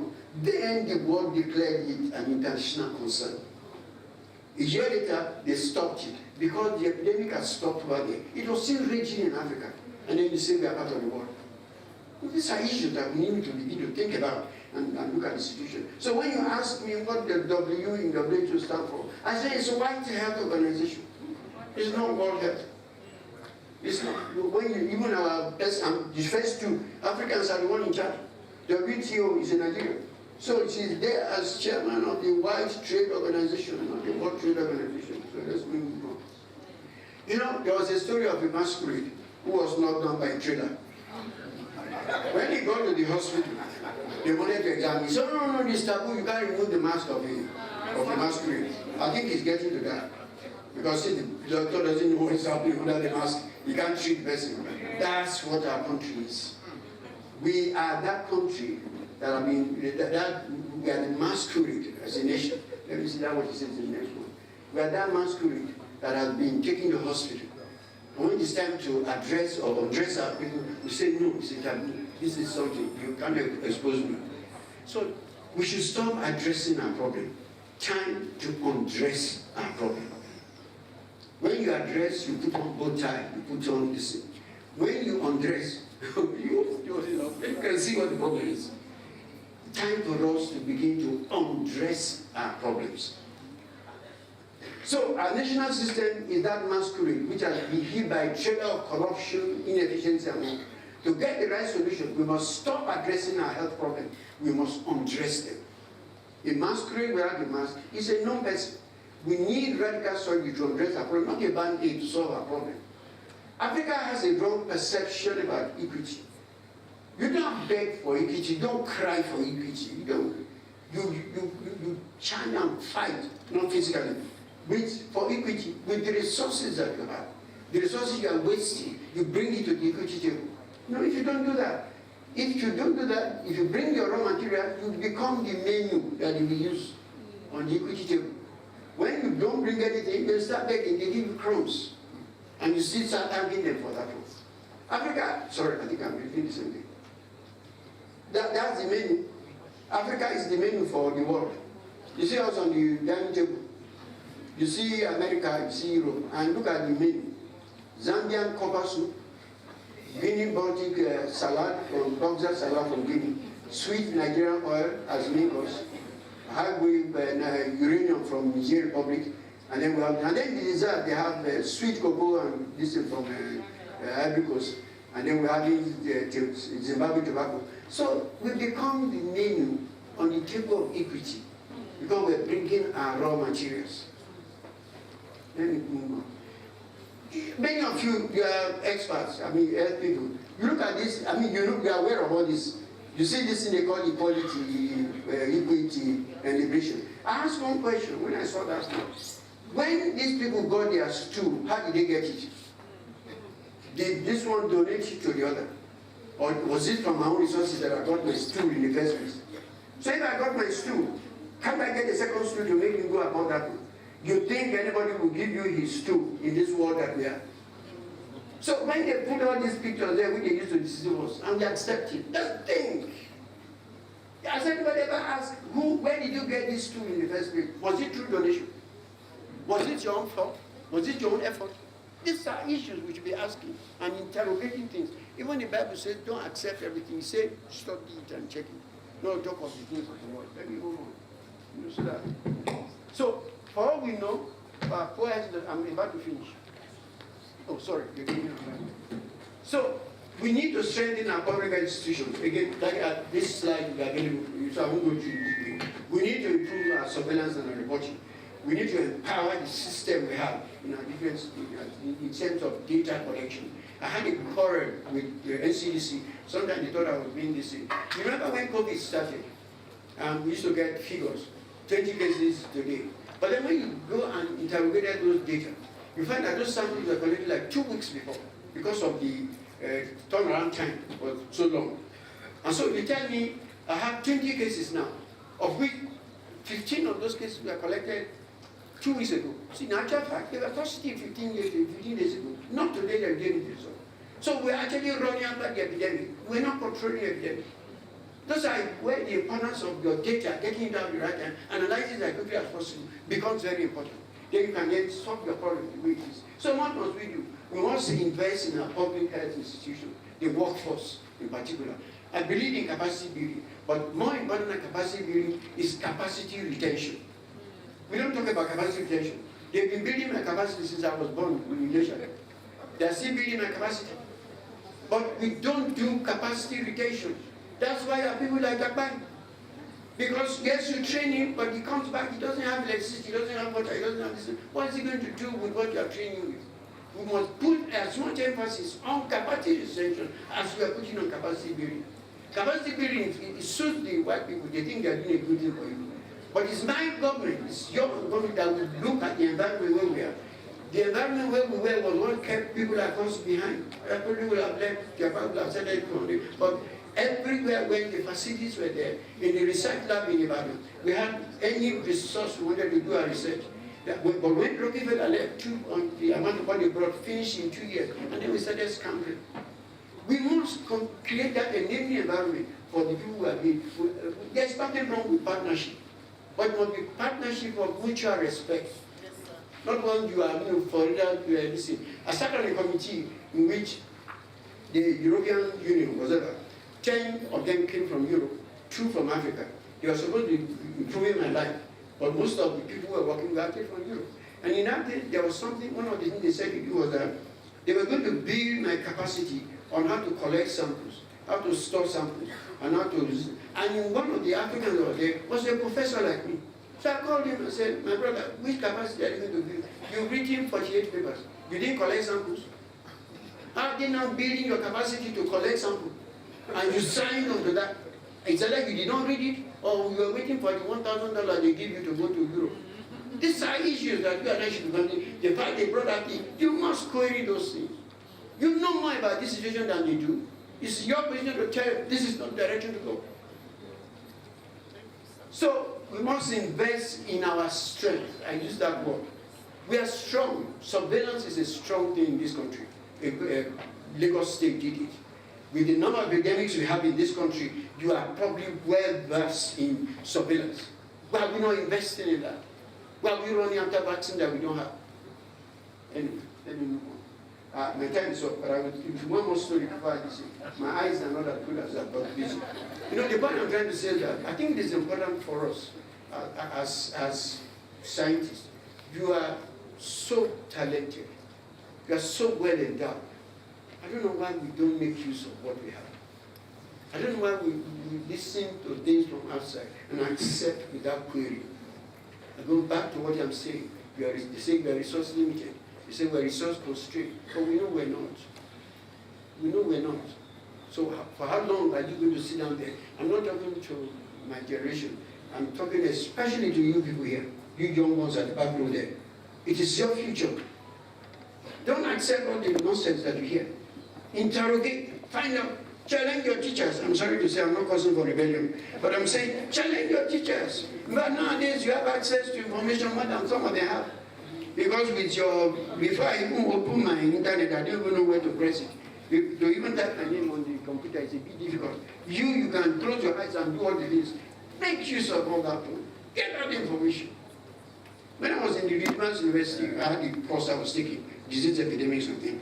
We'll take a break in between and I'll challenge them and say, look, we're going to talk about these things. Before I come back, let us see who get more information than myself. So I go back to my lab, my room in the business office, go on the internet. 30 minutes or 1 hour later, we'll go back. And they're always beating me. Yeah, because they were smarter. Before I typed this one, I didn't even know how to get it. They got all this, and they were the ones actually lecturing me. That's what it should be. That's what it should be. So, colleagues, my time is up. I wish I can talk to you tomorrow. But that's my own Cadillac Escalade Volkswagen. Remember my president bought one. You need to, I have one. So, thank you very much. I congratulate you.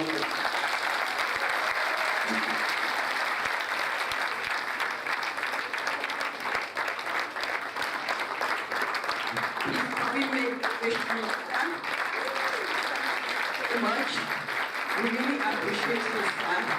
You agree with me that it's a great because I don't think we can have our seat. Thank you so much. Let's have our seat. I don't think anyone selects during your lectures. We will have a live activity. attentive all through. Thank you, sir. Because our time is fast spent, I would like us to go directly into the presentation of the awards to the keynote speaker.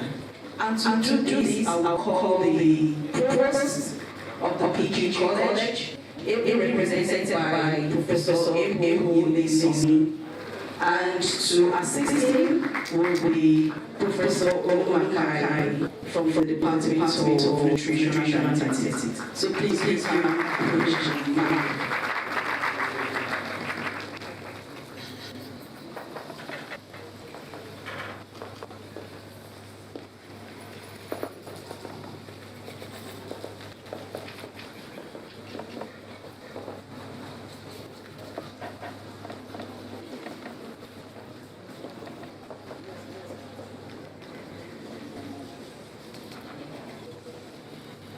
Thank you for that was powerful. Can we have that? We would like to be invite for processes.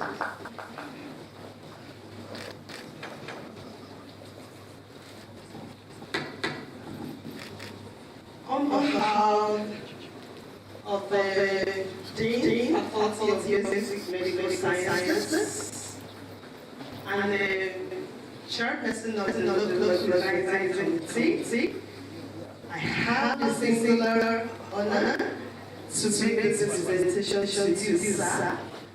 Our indefatigable, charismatic, and energetic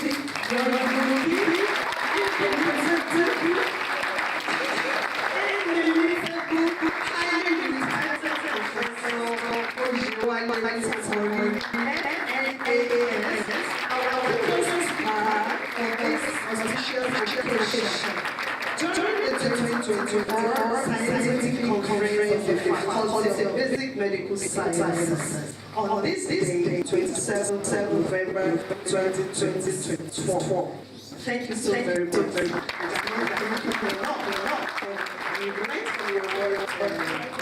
From the experience that you've shared with us, we pray that the Lord will help all of us to also pick up and impact our generation during our life. Thank you so much.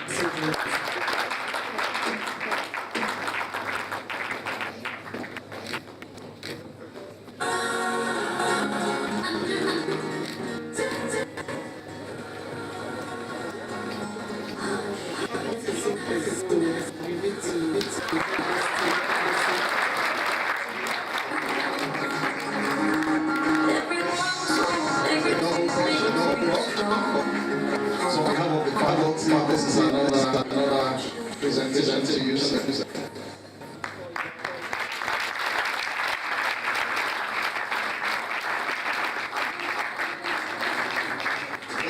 a recognition of your contribution to the 2024 keynote speaker on the same proposing health well-being, health medical service on this day, 14 to 27, and Wednesday, 27th November 2024.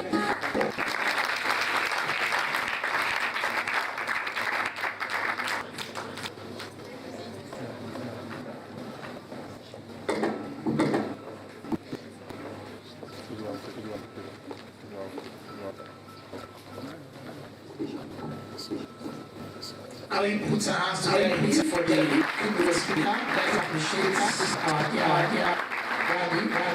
we appreciate you. Thank you for coming. Thank you for that. Thank you for that wonderful lecture. Now we want to move to the next thing on our program. That's the student presentation one. So we are not sure if it's ready. So we're taking that of medical information first. Medical rehab. Is it ready? Is it ready? All right. So please come bear with us. The beginnings before the meeting of board. So students of medical communication will be led by a very should come forward for their presentation. And that will be followed by that full nutrition. So nutrition, please get prepared as soon as they are out of the stage. You'll be coming up. And you have 15 minutes for your presentation. So can we have the podium, Vera? Standing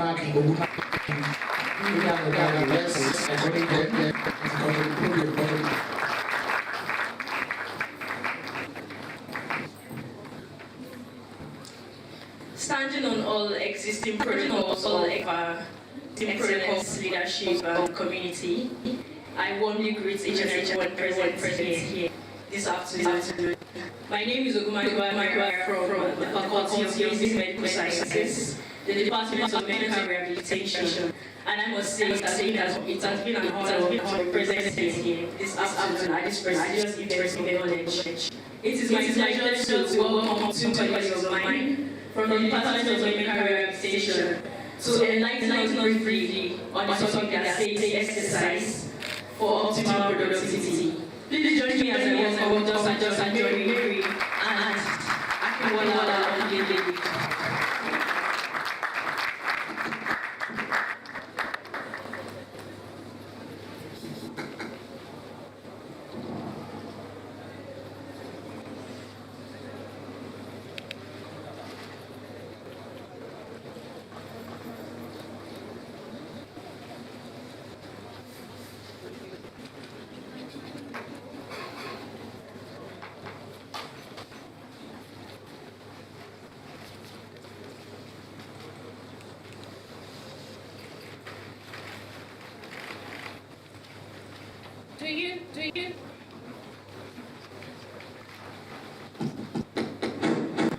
Do you know that exercise can help reduce the risk of chronic back pain, osteoporosis, arthritis to up to 35%? Movement is medicine, exercise is the prescription. Good day, ladies and gentlemen. My name is Dr. Mary, a student from the Department of Medical Rehabilitation. Standing before you here today to discuss the topic exercise for optimal productivity with my colleague. Good day, ladies and gentlemen. My name is Akinwala David Olapole.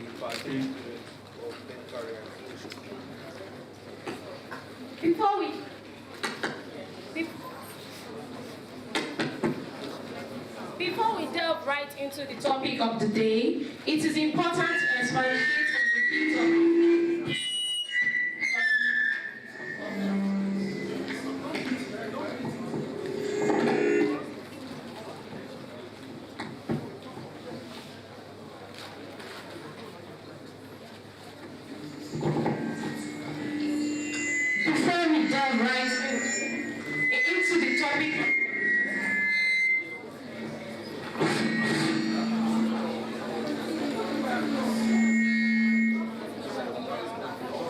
Before we delve right into the topic, of the day, it is important to expatiate on the key topic, exercise. What is exercise? Exercise is a physical activity that is planned, structured, and repetitive, aimed at improving the physical fitness or health.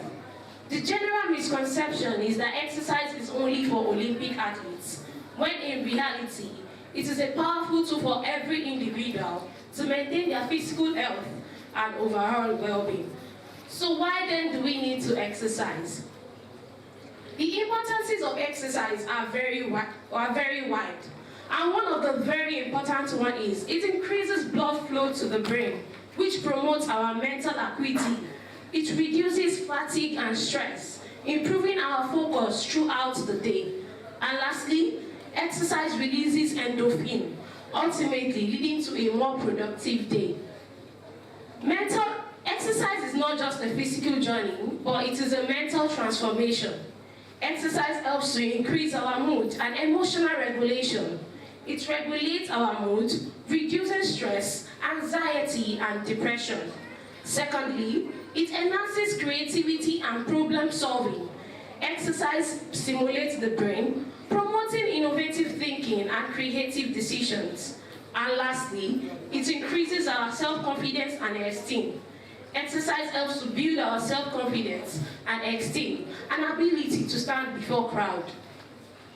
There are different types of exercises which helps to increase our optimal productivity.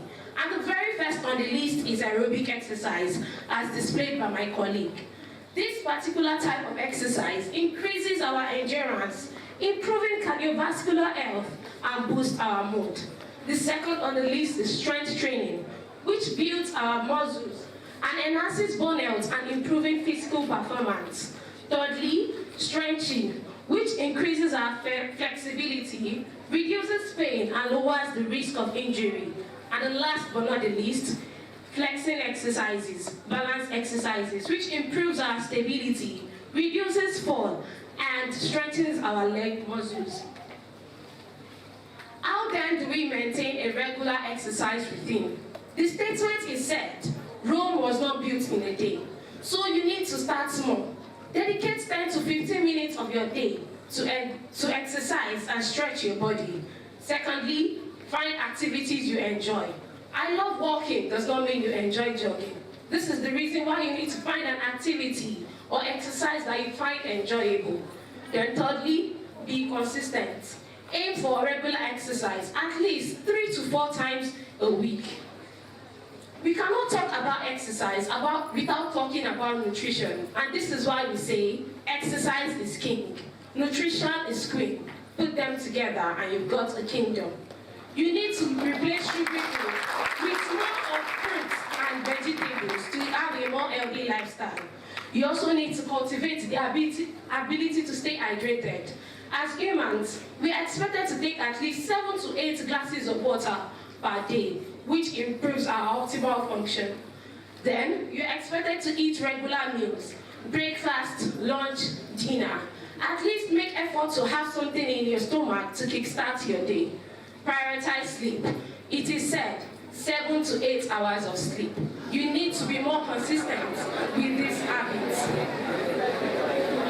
How then do I track my progress and celebrate milestones? Track your workouts, monitor your progress, and celebrate milestones to remain hydrated and cultivate a more healthy lifestyle. In conclusion, by integrating good and regular exercise into your daily lifestyle, you unlock your full potential and experience what it feels like to be an healthy and a greater sense of fulfillment. Thank you, and always remember, you do not have to be great to start. You just have to start. Thank you.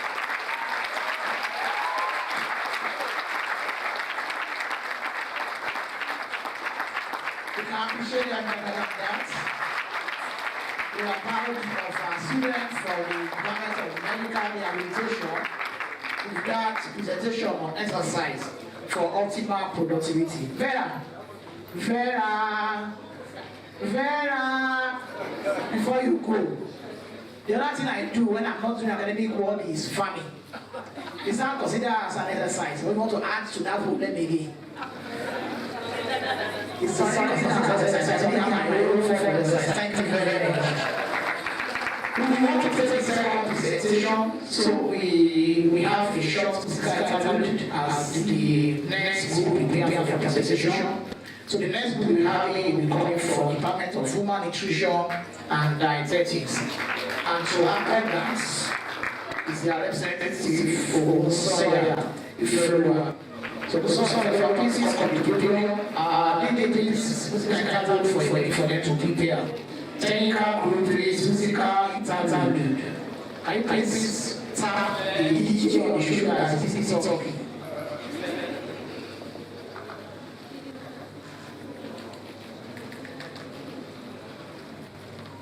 So let's appreciate the one Soya, Ifeoluwa. Good day, everyone. My name is Ifeoluwa. On behalf of the Human Nutrition and Dietetics Department, I'm here to welcome you to our presentation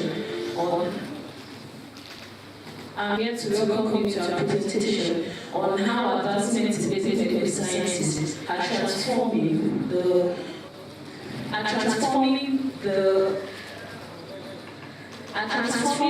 field of nutrition and the impact on our overall health. Thank you.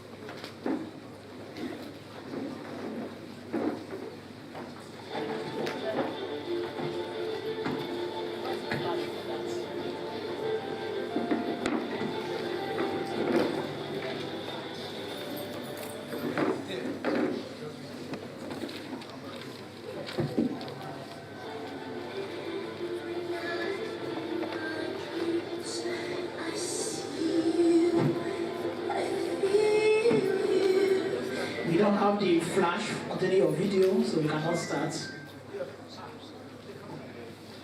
that the video? Alright, so we can go ahead. Welcome to today's episode of promoting health and well-being through basic medical sciences. I am your host, Ile-Ife Testimony, and today we are exploring advancements in basic medical sciences are transforming the field of nutrition and its impact on our overall health. Joining me here are three experts. We have dietitian Sarah, a nutritionist focusing on diet role in chronic disease prevention, Dr. Clara, a physiologist who studies nutrition and physical health, and Dr. Faith, an epidemiologist examining dietary habits and public health. So, dietitian Sarah, let us begin with artificial intelligence. How is AI used in nutrition to promote better health outcomes, especially in the context of basic medical sciences? Thank you very much for AI helps us to revolutionize our nutrition. AI helps to analyze and wearable devices, food jobs, and genetics to create personalized meal plans. For instance, AI can predict deficiencies and diet-related disease and suggest tailored interventions. It's an improvement that is making nutrition more precise and safe to disease. Thank you. I think AI is really helping the nutrition world. Dr. Faith, from a public health perspective, how can AI improve population-level nutrition strategies? Thank you very much for that question. I'm not to be here. AI helps identify patterns and data sets such as dietary training and disease awareness to create targeted public health campaigns. For instance, it maps areas of malnutrition and allocates resources effectively. AI helps support education systems such as culturally appropriate dietary changes to improve public health.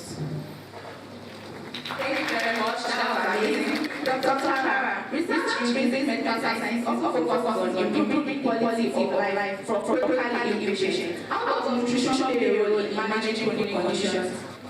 Thank you very much, my host. Nutrition is the cornerstone of managing chronic illnesses like diabetes, hypertension, and cancer. For example, a low sodium diet helps control blood pressure.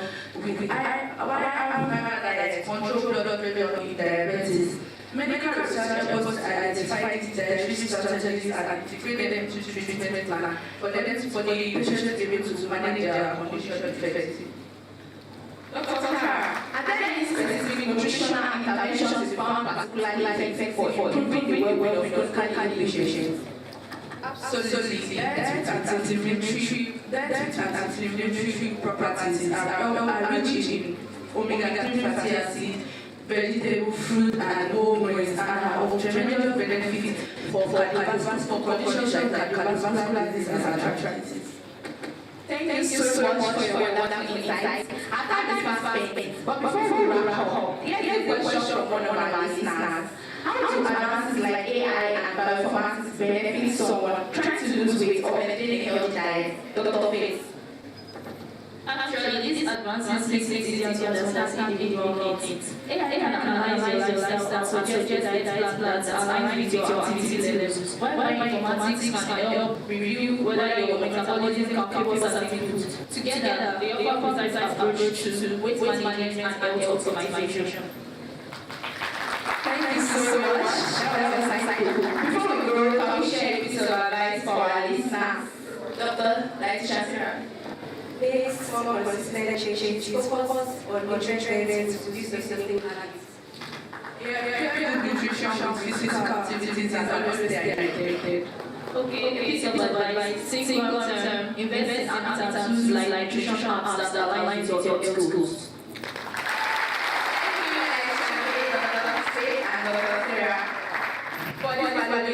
Thank you, Alina, for joining us for promoting health and well-being. And your host, Ile-Ife Testimony, and I'm reminding you to stay informed and make choices that support your health. Thank you very much.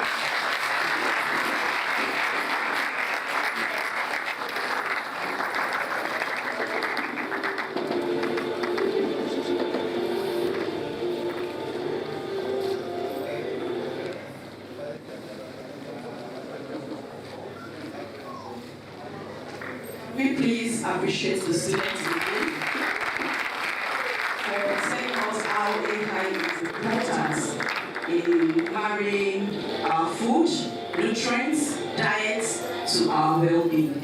My own question is this: can I use AI to analyze my food composition, the content of my meal, to know whether it's healthy or not? Okay, thank you so much. So I would like to analyze what is being served. That's the snack that is being served, to know whether it's healthy or not. Thank you so much for that presentation. So with that, we are gradually getting to the end of today's ceremony. And I would like to invite the LC chair, that's Professor O.O. Ogunfowoko. A.A. Ogunfowoko. Please, ma'am, I would like to invite you once again for the vote of text. I know she's busy where she is, When you have worked very well, you need to rest and find something to eat. So thank you so much, ma'am. The vote of text.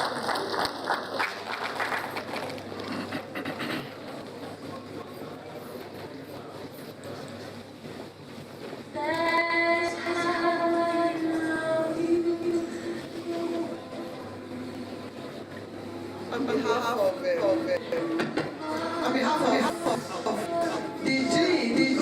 host of this program, I would like to most importantly appreciate the Vice Chancellor who has left, the Provost in absentia, other dignitaries that were here present, and most importantly, the Provost PG School who started this program with us and is ending this program with us. I say thank you very much, sir. Thank you, sir. Our daddy, that lecture will remain a memorial lecture with us in the Faculty of Basic Medical Sciences. Thank you, daddy. Thank you for that lecture that has once again, it has cheered us up for collaborative research. And God will help us to be able to look at our community and find something doing. I say thank you very much, sir. I want to thank all professors here present from the faculty. Thank you so much for gracing this occasion. Indeed, I'm so glad. I looked back, people don't even have space to sit. I say thank you for making out time to come around. All heads of departments, we are all appreciated. Our former deans, our former professors, so we refuse to come to the high table. Thank you so much, man. We appreciate you. Thanks to all professors, thanks to all academic and non-academic staff, our friends from other departments, I appreciate you all. LOC members, you are great. Thank you so much.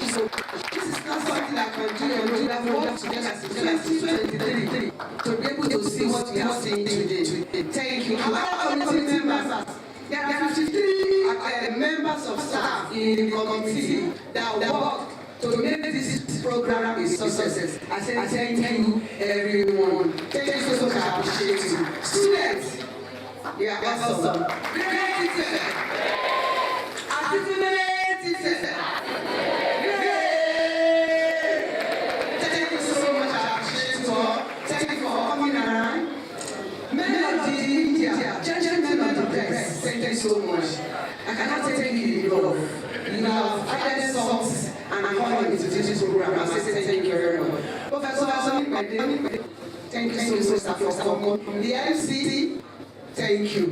Chief host, thank you and thank you and thank you. Thank you for giving me this opportunity. Indeed, this opportunity is a unique one and is different from the one we have in the previous years. I thank you for your wisdom. I thank you for your support. I thank everyone. The program continues after this. This ceremony is closed. We are still going to have a plenary session. Please don't rush away. We are bringing a renowned professor from our faculty who is going to speak to us on chronic illness and basic medical research. And I'm sure to be another awesome presentation. Please just stay put and be ready to listen to what he has to say. I thank you all, and I pray that God bless you all. Thank you. And to start the faculty office, thank you, Mrs. Olafolabi. support section and everyone. Thank you so much. God bless you. Thank you so much, ma'am. A applause for her.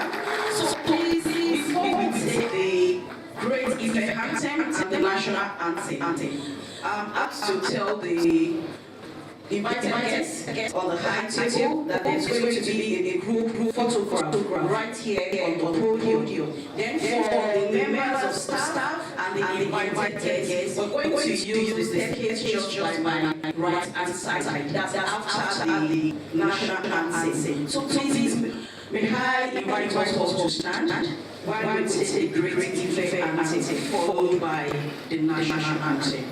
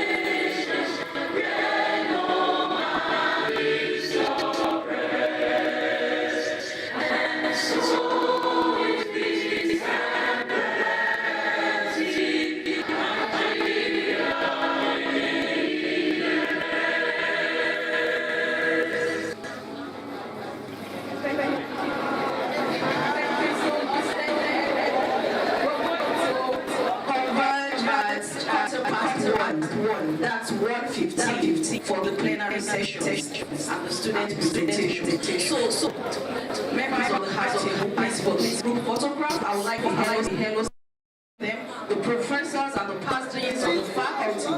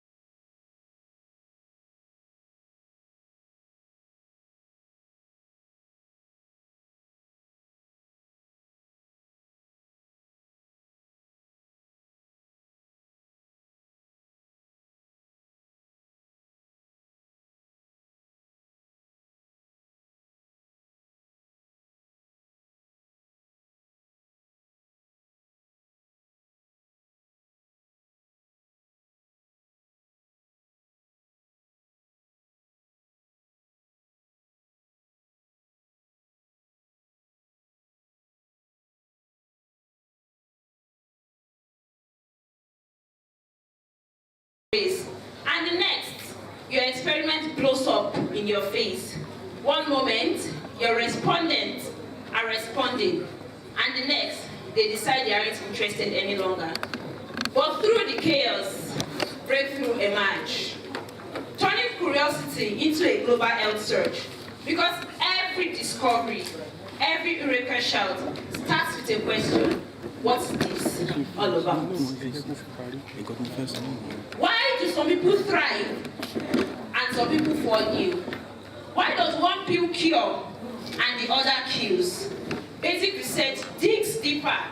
It seeks the cause. It unveils the truth, and it rewrites health. From studying cells to mapping DNA, we've learned why diseases come and they go astray. It's the groundwork, it's the base, it's the essential foundation for every vaccine and every health innovation.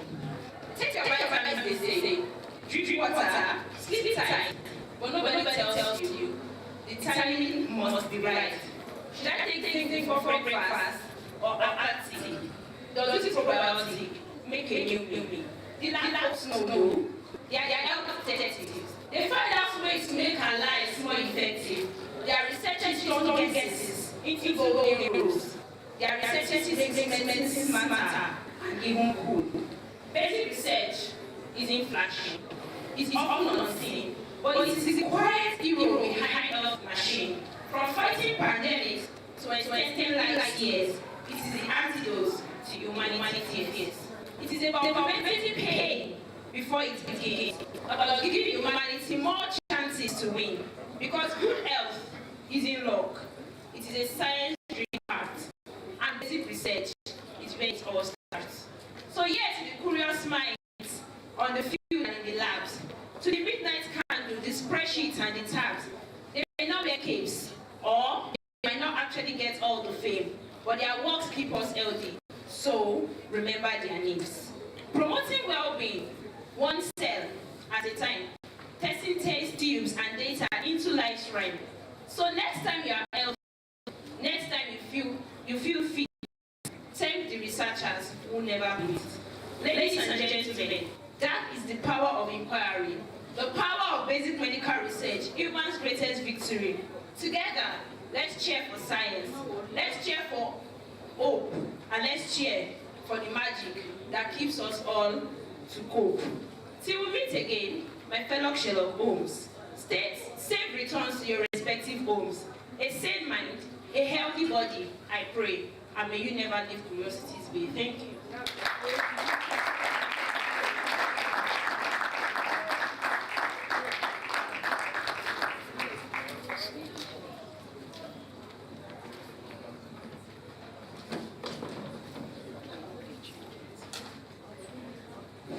Thank you so much for that poem. So, going next to student presentation 4, I would like to call on students from medical, and I would like to call on the medical and dental students for their presentation. Are you ready, please? Okay, good. So please, you can come forward.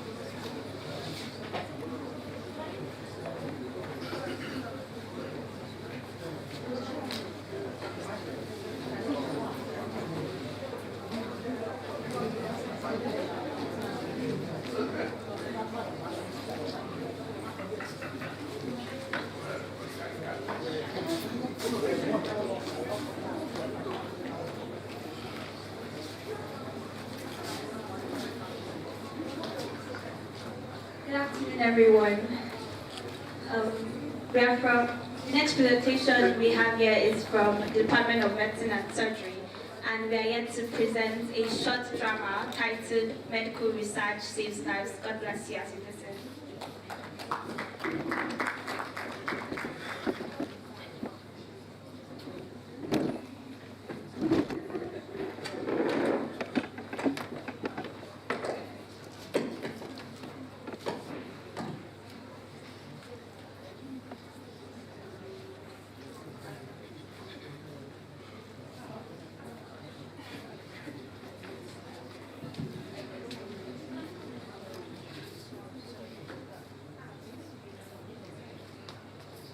Please sit down here while Dr. James attends to you. Yeah, good morning. Good afternoon. This is Ibrahim. How are you? I can see that, I can see that. Now, according to the previous test that we have on you, you notice that we are having fatigue, we are also having joint pain and memory issues. And this is not actually a common condition. So we have to actually go deep to check what is truly wrong with you. Doctor, I just need answers. I've been to so many hospitals already. Trust us, Mrs. Ibrahim, we'll find a way. Let's get started immediately. Yeah. Do you know what you're going to do for me now? You're going to go to the lab and speak to Dr. Ada that she should carry out another test on her. Okay, and sir. bring the results over immediately. Yes, sir. Let's go to the ward.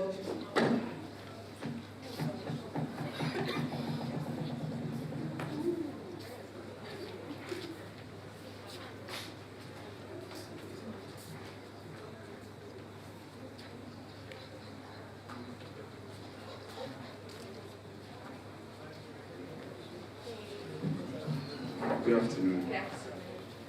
Yeah, how is the test? Yeah, so I just got the results back. Okay. And from what I'm seeing, she has 23 grams of amyloidosis. Okay. We can't be too sure though. We have to check that. Okay. You know what? We have to actually carry out a recent research on that particular disease. So what you're going to do is let me put a call through, let's get a call through. I don't know, scare me. Please, can you check the lab and bring out research on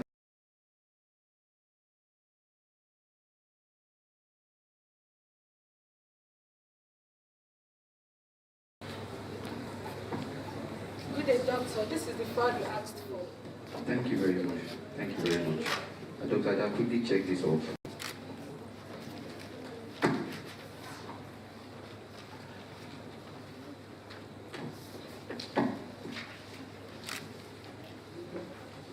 Wow, this is impressive. Okay. I can see different tests here. Okay.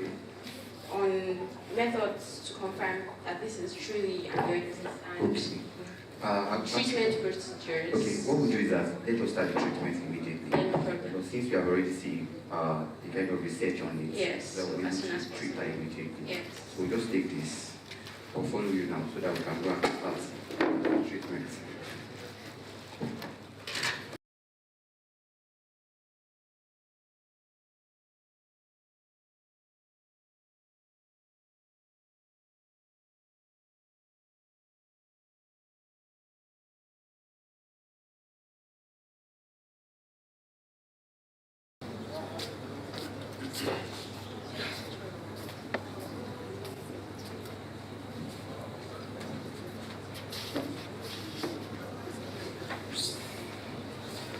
Hello, Mrs. Ibrahim. How are you?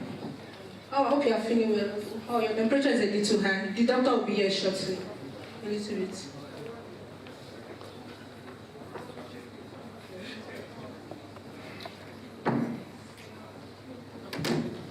Miss Ibrahim, how are you? So, with the test we've run so far, we have actually found the cure. And actually, the cause of the ailment, and it is actually amyloidosis. And it's a very rare disease. So what we're going to do now is that we're going to start acting on it immediately so that at least you'll be fine.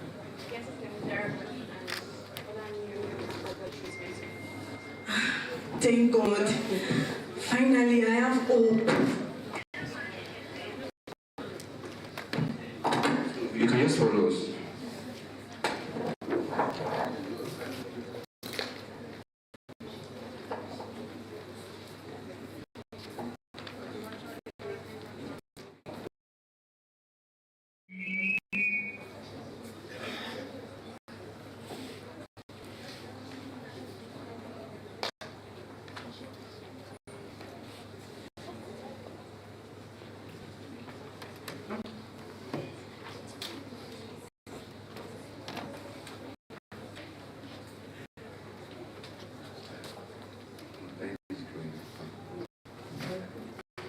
Dr. Ibrahim. Oh, I'm so good to see you. Thank you for your care. So the thing is that I'm very, very happy to actually see Your you. research really made this possible. Wow. Like, if not, I don't know where I'll be right now. Wow. How is family? Family's nice. I know everybody will be happy now that at least Miss Ibrahim was shivering before. So the thing is that whenever you have any issue concerning this again, just allow us to know immediately. Yes. And now, Mrs. Ibrahim can finally smile, walk, go and meet her family and say, I found a doctor who cured me. Out of all other doctors I went to meet, research is key. Research revolutionizes medicine by challenging existing knowledge. It's a constant cycle of discovery from the lab bench to the bedside. And this is us imploring you to join the cycle.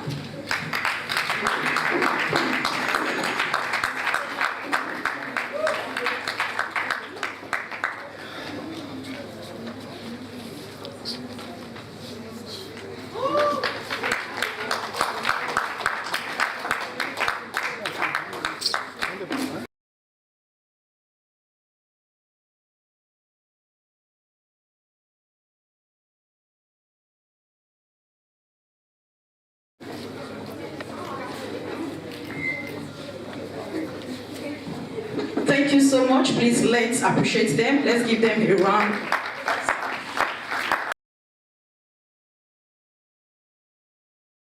To the plenary session 2.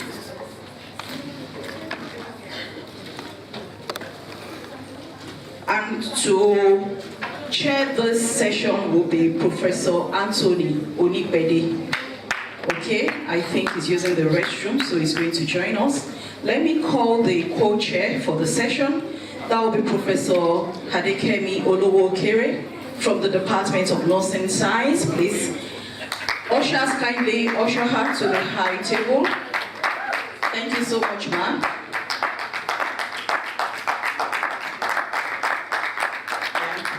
Thank you. So we're waiting for Professor Onipede to join us so that we can start.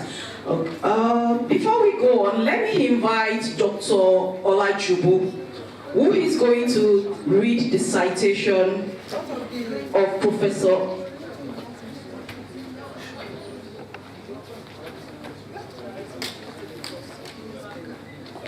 Okay, sorry for that omission. You know, when it gets into the afternoon, the glucose level can drop. And once the glucose level drops, the supply to the, the brain too drops, and it can affect coordination. So I'm sorry for that. So I would like to invite the speaker. That's our own Professor Akiumi Komolafe, who is here with us. And please, let's usher him to the high table. You're welcome, sir. Thank you so much. He has joined us for more than 30 minutes and he's been waiting.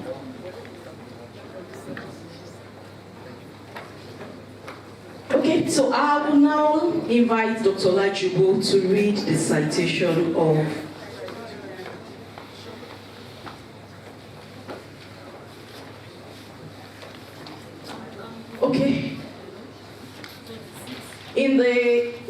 we would like to invite the Dean to come and chair the session. So please, let's appreciate our Dean. You're not chair? Okay, you want to be? We're still waiting for Professor Nikbede. So please, a round of applause for our Jenny to the high table.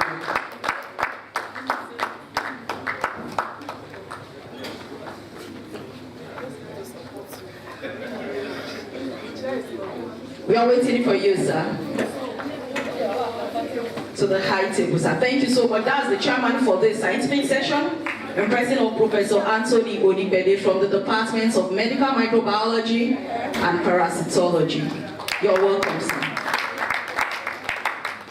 I'm so pleased, Dr. Olajubu, to the mic. Thank you.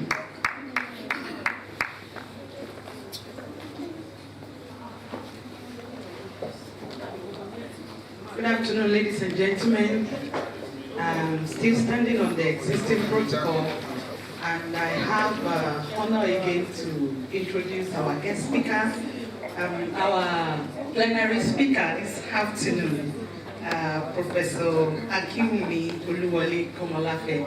Can you please stand and remain standing while I read your citation, sir?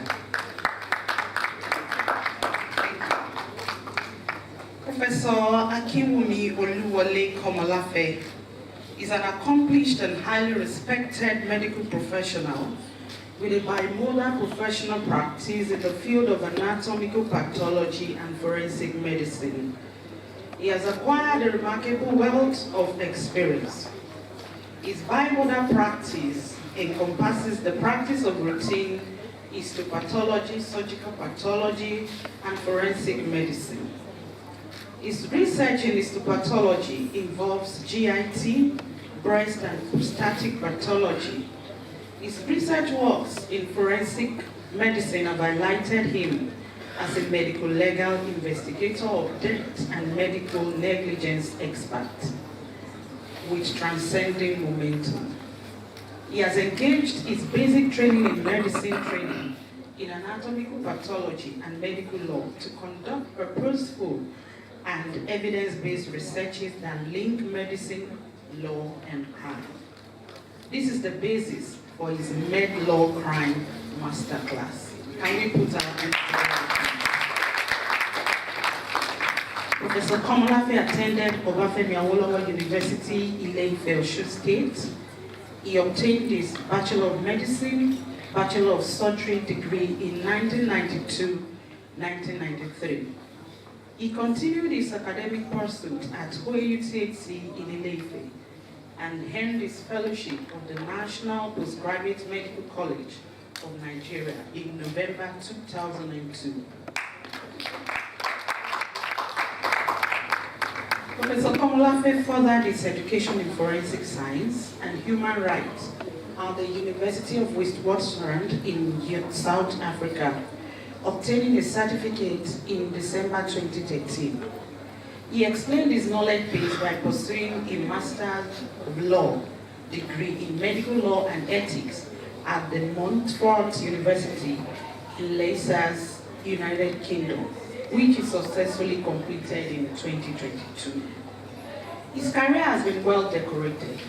He has received many accolades, awards, and distinctions, and these highlight his exceptional skills and dedication. He was honored with 2 Best House Officer Awards at different times by the National Association of Resident Doctors, OATHC branch, and the management of OATHC in Ile-Ife. He was also awarded the Smith-Kline Beecham Prize for the Best Graduating Part 2 Fellowship Exams of the Faculty of Pathology of the National Postgraduate College of Nigeria. Professor Komolafe was a co-awardee of the Frederick Sager Research Award in 2016. He also received the Nigerian Journal of Health Sciences Certificate of Special Recognition for his research team's research work of the 12 C's of medical legal evidence on the Komolafe AO Adefidigbe et al. Autopsies and medical evidence. Have we always answered the crucial questions, which was published in Nigerian Journal of Health Sciences in 2019? Let's put our hands together, please.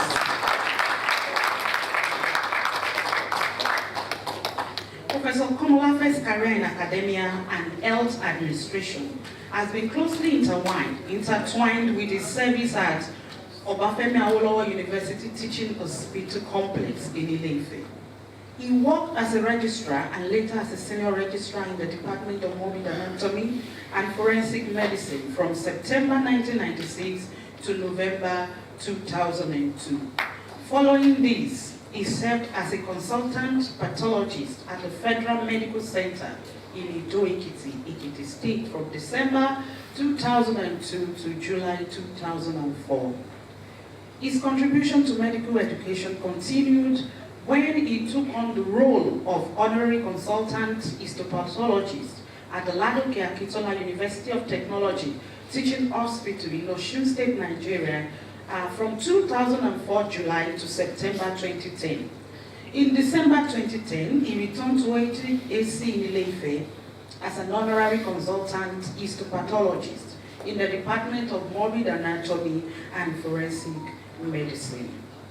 Professor Komolafe has taught many sets of medical, dental, surgery, nursing, pharmacy, physiotherapists, and medical laboratory science students in 3 different universities. He is also an examiner to different universities at both undergraduate and postgraduate levels. He is also a regular lecturer to professional associations, hospitals, and university communities, with emphasis on the legal aspect of medicine and medical legal autopsies. Currently, he holds the position of professor in the Department of Morbid Anatomy and Forensic Medicine at Obafemi Awolowo University in Ile-Ife. Professor Komolafe's contribution to the field of medicine are noteworthy.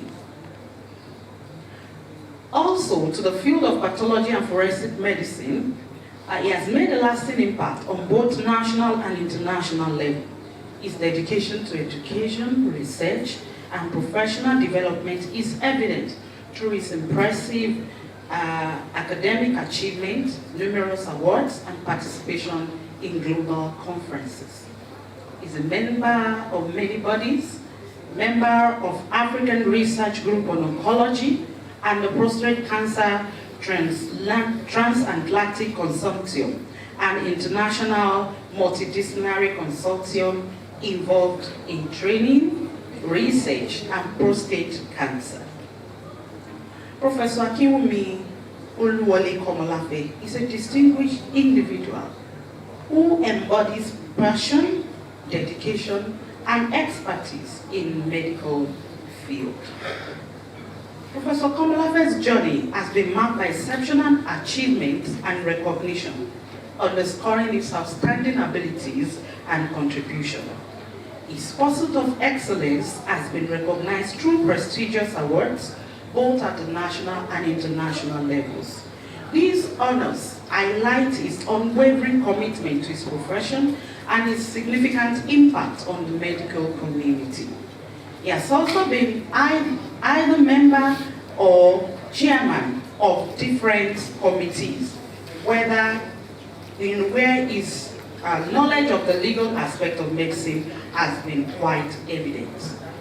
Some of his distinct contributions to knowledge include a redefinition of autopsy in a more comprehensive manner with legal meaning and content, enumerating the stages of disease and intricate legal implications, morphological classification of post-mortem findings, and its implication for precise certification of death.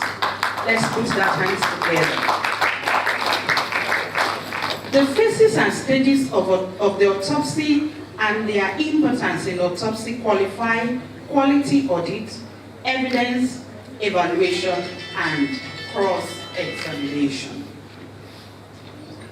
Beyond his academic and professional accomplishments, Professor Komolafe is a born-again Christian and devoted family man.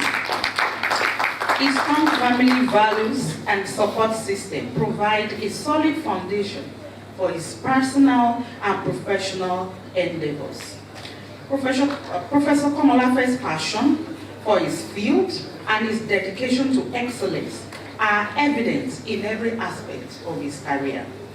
His tireless efforts to expand his knowledge, provide high-quality patient care, defend the rights of the vulnerable, and educate future generations of medical professionals have made a lasting impact on the healthcare sector. As a compassionate and respected individual, Professor Komolafe continues to inspire and motivate others in their pursuit of excellence in the medical field and other aspects of human endeavor. Ladies and gentlemen, please welcome with me as I invite Professor Oluwole Komolafe to the podium.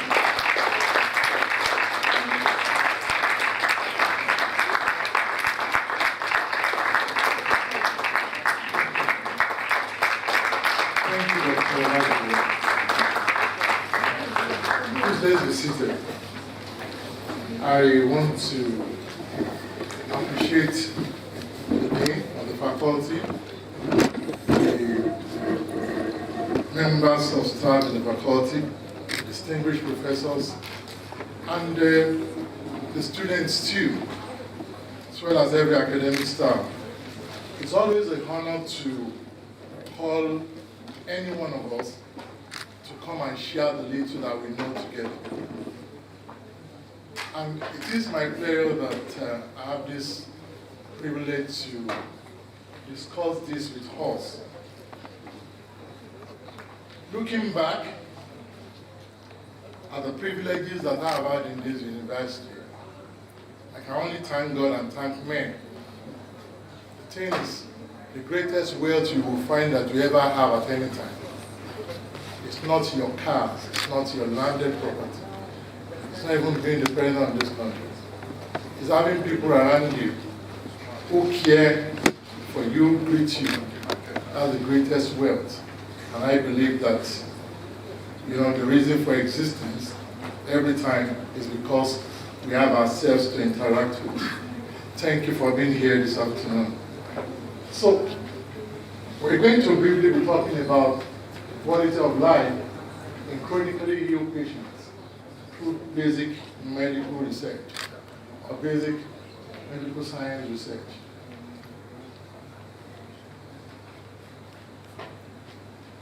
Then I added that, sorry.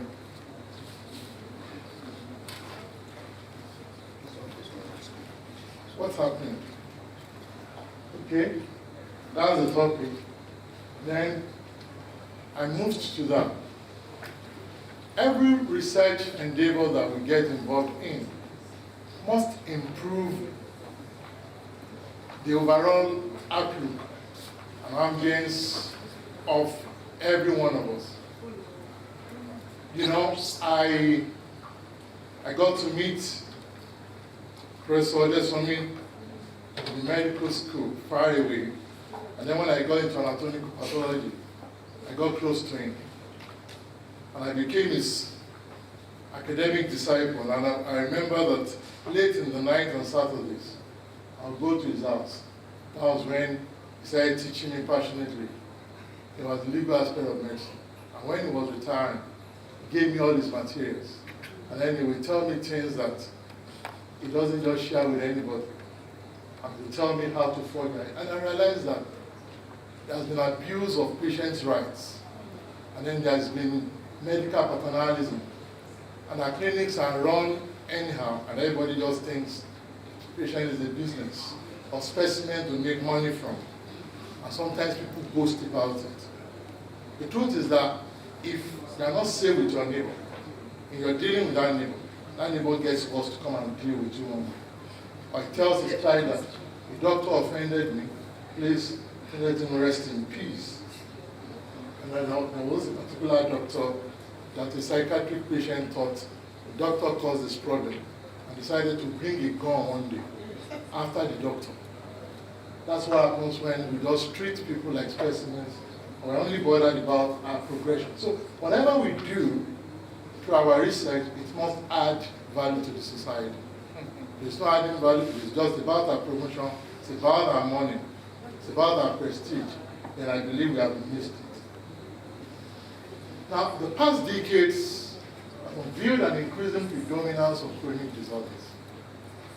Whatever man is going to do something in the environment against law and order to undo himself eventually. That things we interact with. And so, some of those things, because we derive pleasure in it, then becomes chronic disease. Now, one thing about the chronic diseases is that they affect the quality of life and overall health metrics. And the saddening thing is that one disease has a way of pulling another. For example, a diabetic patient will eventually tilt towards having systemic hypertension, renal disease, on and on like that. Disease itself is a disease on hills. It actually results from the compromise of the tissue structure. And of course, once there's a compromise of the structure, then there'll be compromise of function. All right? The natural habitat of diseases generally is actually the cell. And that's our business in basic medical sciences. We're interacting with diseases at the cellular level and the outcomes of it as they project. Cells of the same function and relationships are the tissues. Tissues having the same conjoint or consummate relationship are the organs, and organs are related become the organ system. And so we have a resultant dysfunction in pathophysiology. Eventually the patient goes down. And something about these diseases, particularly in an environment where there's really no support for healthcare. The government spends so much time talking about, health metrics and all that on social media and maybe NTA News if you care to listen to the likes. So at the end of the day, the common man gets nothing. And I do autopsies in virtually any place where I'm called to, from my own experience, from my data, and I find out that those are neglected places we never knew existed. Some of those towns are not on the local government map. And so what will then happen to people who have such diseases? It really goes on because there are no facilities to take care of them. Now, researching the basic medical sciences should endeavor to prevent progression of the pathological process and to seek reversal of the damage. And they should actually form the underlying basis of developing management modalities. That's what they should be. The aim of this presentation is to begin to change the narrative. All right? How do we view research? What should be our approach to it? What should be on our mind? And it's not going to be trying to tell us the glamour of it, because in the basic medical sciences, who will fund basic medical sciences? Right? The surgeon goes about being excited, gallivanting, impressing people, because he perhaps has instant results. But for those of us in basic medical science, you are isolated in the lab. And in a place where there's no electricity, no light, nobody takes you seriously. To ever give you funds, you just be there, taking loans and trying to look for something and make a man. It can be very difficult. And sometimes your spouse may think there's something very wrong with you. Because you're not coming home, you're staying overnight, you are protecting some bottles you say have antibodies or whatever. And people think there's something wrong. Right? So, like this, there will be a paradigm shift, aiming to highlight the quality of life in chronic diseases. Right?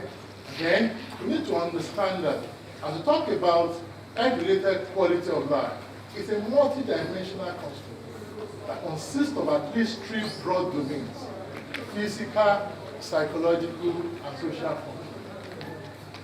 And all of these are going to be affected by diseases. It's so easy to judge patients when they refuse to come to clinic, or they can't see a reason, all right? And of course, they challenge your approach to it, or they say that you are not humane at all. But then, there are so many things that are going on in their mind. Some of them, they have to leave home, get admitted. There's no support at all. Some of them, elderly, retired, abandoned, but their kids, and their kids are better abroad than being here anyway, so that they can maintain home. So the quality of life is frequently impaired to a great extent in chronic conditions and should be evaluated. The question is, what is chronic illness? The literature says anything that holds you down for 3 months, so that you cannot attend to your routines. That's chronic illness. Another one says at least 1 year or more, and require ongoing medical attention or limit activities of daily living or growth. Sometimes when people are so sick, the next thing they think about is committing suicide. These are just some of the examples, things that we can really relate with, readily relate with. Systemic hypertension and other cardiovascular disease. And systemic hypertension has been seen as a disease of blacks. All right? It's worse when they relocate abroad because of, the fact that they're not able to swell, all right, and manage their salts and water very well. They get it worse and all that. I remember visiting a friend and we were together. He left Nigeria some time ago. His own drugs are available with them. That's it. And so many people have this problem that they cover up. The drugs are not even there. And you're unfortunate to fall into the hands of the Indians and the Pakistanis or the Chinese. Then you have their drugs, you chew, biscuit, nothing happens to you after that. Disease worsens. Then there's diabetes mellitus. Many people have this that you do not know. A very senior friend contacted me. I was just calling him on the death of another friend and said he had lost his limb. A professor of medicine, revered. He said he had diabetes, he did not know. So sometimes too, some know, some don't know, and things keep going. Whether we believe in science or not, the damage of science continues in the body. It's like you do not know that there's carbon monoxide poisoning, but you kept your generator right in the sitting room and you were enjoying watching Hollywood. But everywhere had been locked. You didn't want the generator stolen. Life will be stolen eventually. Mental illnesses, asthma, chronic obstructive pulmonary diseases, chronic renal failure, and different cancers. In recent times, cancers have become an issue. But you know something, before you can palpate any cancer, before it comes to the fore, it is said that those cells must have replicated 1 billion times, 1 billion times, before you can even discover and appreciate the mass of cells. That means that something was wrong. There was negligence somewhere. Negligence, perhaps, of basic medical science process. Right? What are the sequelae of chronic diseases? There's lots of interest in orthodox medicine. There's also pursuit of alternative medicine or means of care, which may cause new problems or worsen the case. Then there's depressive illness. When people do not get care where they are supposed to get it, they seek for alternatives. Those alternatives are not regulated, and they believe so much in those alternatives. Then suicides. People commit suicide because they think they can't cope with the pain, and nobody's understanding them. Right? The man had been sick for some time. He told me that his wife and children are already giving up on him. I was trying to encourage him. All right? Because he was fed up. This was a man that was well-to-do. He could go to his place of work and do very well. And he could share money before, but all those are gone.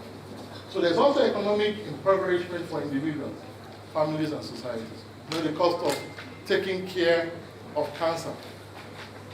Just a cycle. All right? Or the patient is on dialysis. No matter how rich that family is, that family will go down eventually. Now, what's the WHO's definition of health? Right? Not merely the absence of disease or infirmity, but a state of complete physical, mental, and social well-being. In the last 1 year or 2 years, with the benefit of the blessed government that Nigeria has now, the Nigerians have this complete physical, mental, and social well-being. Let's leave it at that. So it seems there's no disease, so we think. But do you know that if physical, mental, and social well-being are in place, eventually even the disease and infirmity will supervene, because an unhappy person eventually becomes a place for malignancy. Implications are acceptable evaluation of health injuries. It's not solely about the health worker. Medical paternalism, I've said it, that's what we're going to have. But also more importantly about the patient. The patient owns his body. He's the one experiencing the symptom. And you must have positioned yourself to interpret those symptoms properly and elicit the signs so that you can treat them appropriately. And it is when we actually conduct meaningful research that are patient-sensitive and responsive that we can get to that. Otherwise, we'll be actors. So, what we've done is to learn, we practice what we have learned over the years, what we were told, all right? And we practice what is convenient, what we have always known. Can there be changing trends and the disease dynamics?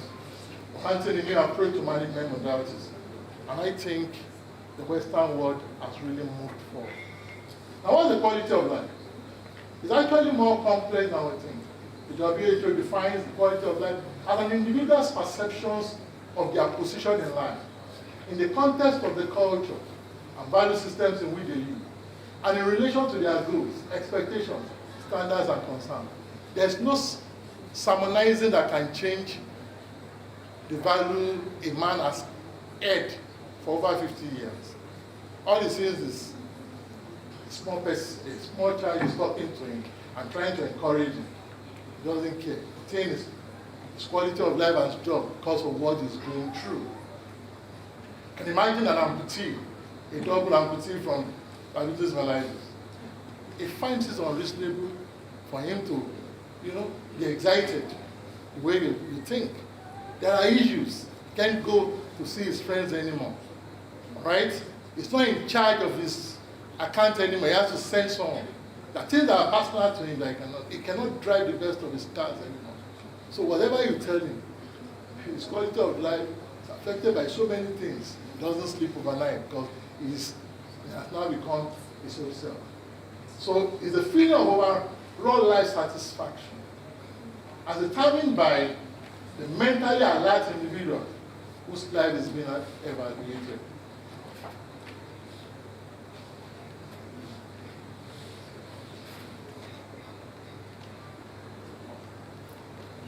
Okay. Shift from your side. Are you able to do that? Okay. Now, what we know presently about research in this regard. In the basic medical sciences, we have isolated experimental studies. Everybody does his own. All right? Sometimes those transitional researches don't change anything.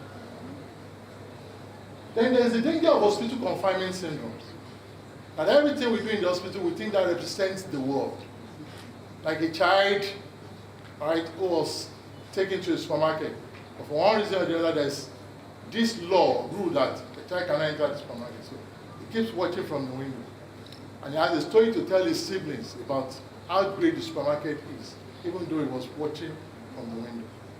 So that's the way the hospital confinement syndrome is. Not saying enough, and yet trying to explain all diseases, all mannerisms of illnesses in the world by the confines of our experience in heritage. And there are also limited epidemiological studies that are not transmissible to reality. Right? Limited numbers of variables and data that cannot be extrapolated. Those problems are on ground that we're grappling with. All right, I remember those days as I wrote my part 2 dissertation. Say, well, you are not supposed to break new ground. It's just for you to learn how to write. That cannot be the true meaning of life. Just learning how to write. There are journalism schools. All right? Now, there's also instant gratification. Everyone wants, let's have the money. What's in this for us? So there will be no tangible contribution to science when everything is about my promotion, my economic gains, what's in this for us. There's also the imperial empire mentality. You can't invade into the space of some people, even when things are donated to them. They get in the machine, they're holding to it, nobody else can come and use the machine because he's the master of the game. So he has two points. There's somebody who has 4 points. For example, I have 2 points in molecular anatomy. And then in anatomy, someone has 4 points. And then biochemistry, somebody has 3 points. Instead of me to align with them, and then we have 2 plus 4 plus 3, I hold to my 2, and I've become an endangered species. So that's what I remember when PCR came to this country. Some people sat on PCR like a person who found a lost good and is dead, is caressing the good. What happens to the person who lost the good? You know, that's exactly how some people do things. Nobody can come to the department until you write a special letter to the big boy of the department saying that I need to do this research, and then he approves it. All right? Like you have to get IPs to approve your salary. Now the reasons for the poor research dynamics. There are some previously had notions of absence of the diseases in our environment. For many years too, we said those things are not there. We didn't have colorectal carcinoma because of the food that we eat. They protect it. But that is not the truth. People did not have specialists who were well informed to come see them. So they were not seeing them. And they were dying. And in the villages they were dying, they thought that it was the gods that were killing them. All right? Now, there's also confounding atypical presentations, leading to misdiagnosis and misdiagnosis. There's also lack of funds. There's also lack of funds for research. The research for basic medical science is not just there, but it's not exciting. It doesn't bring instant results. You're isolated in the lab. Also lack of facilities. We also have a research hostile and insensitive environment and a government that is docile. Don't be surprised that we don't have the cooperation of government in the universities. I wonder why they remain visitors. Visitors on something that they're not responsive to. And you can't blame the average politician. It was never a product of academic excellence. So it will not support you to be better. Because that's not, you know, it's not a product of that. Now we must have new approach and new dimensions. Multi-center approach. Nobody does anything in his office like a laptop consultant who perfects data. All right? You know, like having 200 data and then bringing like 50 papers out of it. Switching and accommodating and all that.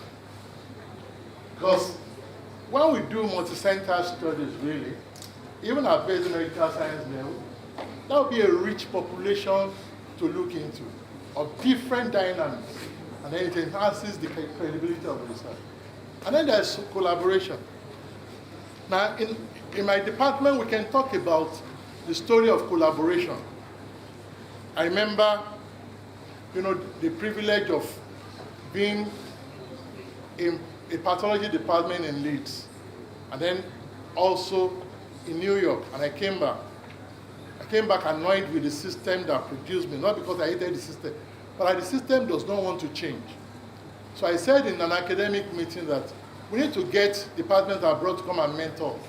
Somebody felt I was trying to put to us that we were inferior. But if somebody is bigger than you and can help you, why are you saying you don't want to be helped? So eventually, we're stubborn, some of us were stubborn enough to allow those people to come in. Our department is the better for it now. And we're still going on and on. We've had machines that there's no way the university can buy for us. Not that the university doesn't want to buy, there's no money to buy. The hospital cannot buy. Over 750 million has been invested into our department. And the last accreditation exercise, they actually thought that we own those things. They didn't know that we're flying on the wings of collaboration. That's allowing other people to come into your space, all right? Then longitudinal studies, things that you can do for a long time, that eventually you will get meaningful results. Then solution-based researches. problem solving, not just, a paper for, for the hanger. Then it is disciplinary for others to bring in the expertise to enrich our research. Sometimes our fear is, if so and so comes, because of whom he is, what he knows, where he trained, he's going to take the shine of me.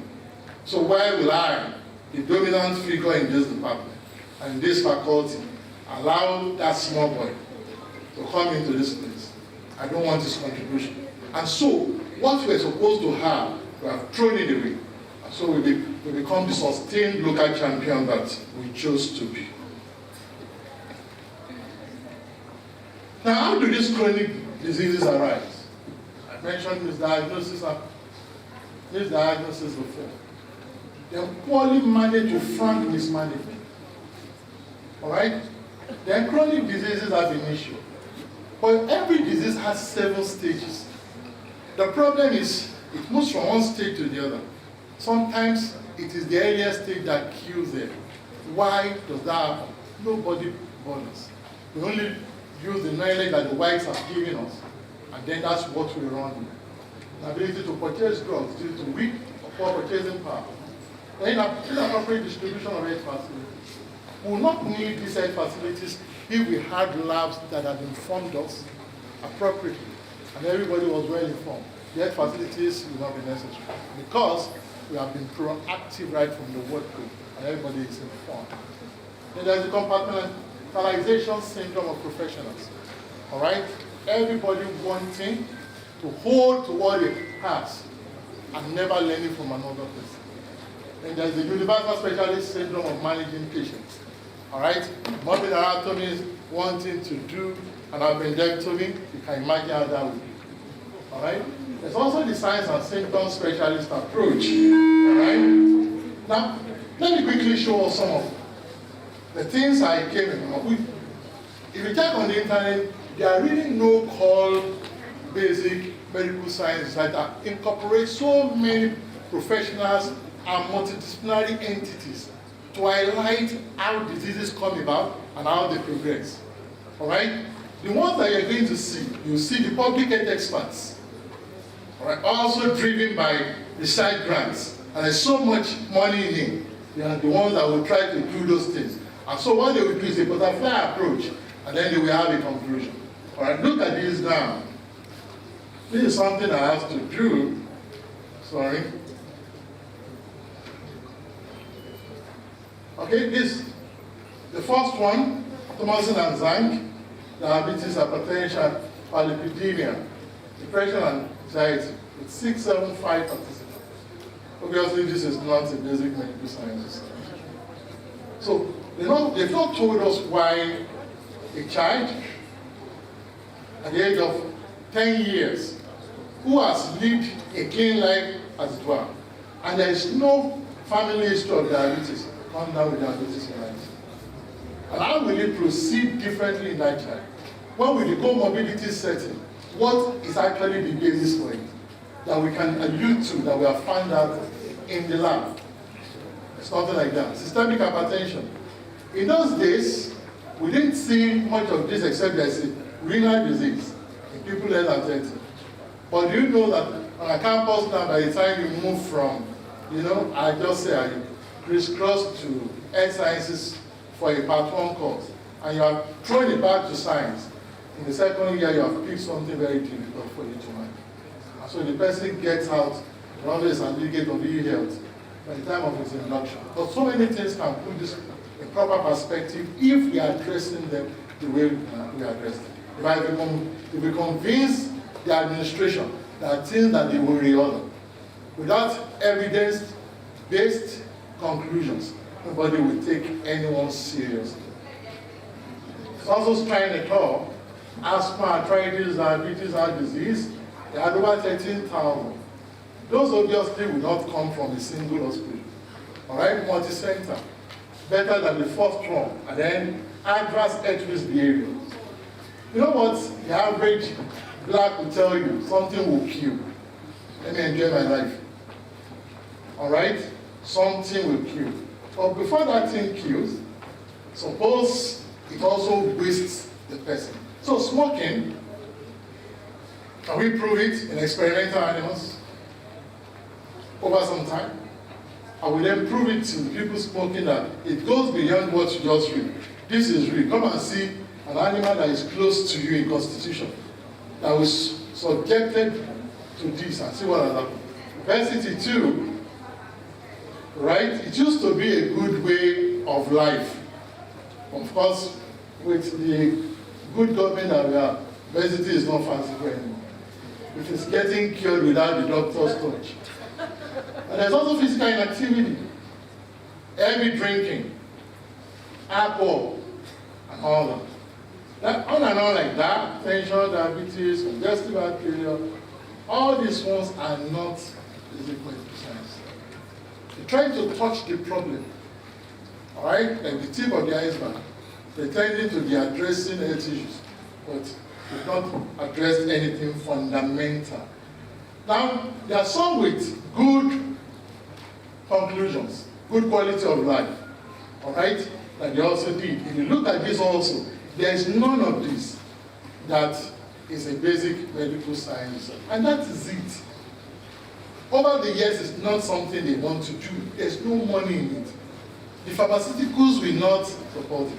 And if you have a strict researcher who wants to bring out the result as it is, the pharmaceuticals will refuse to accept what he has found. They will get their own scientists who will delete data, who will manipulate it with research, and then bring something out.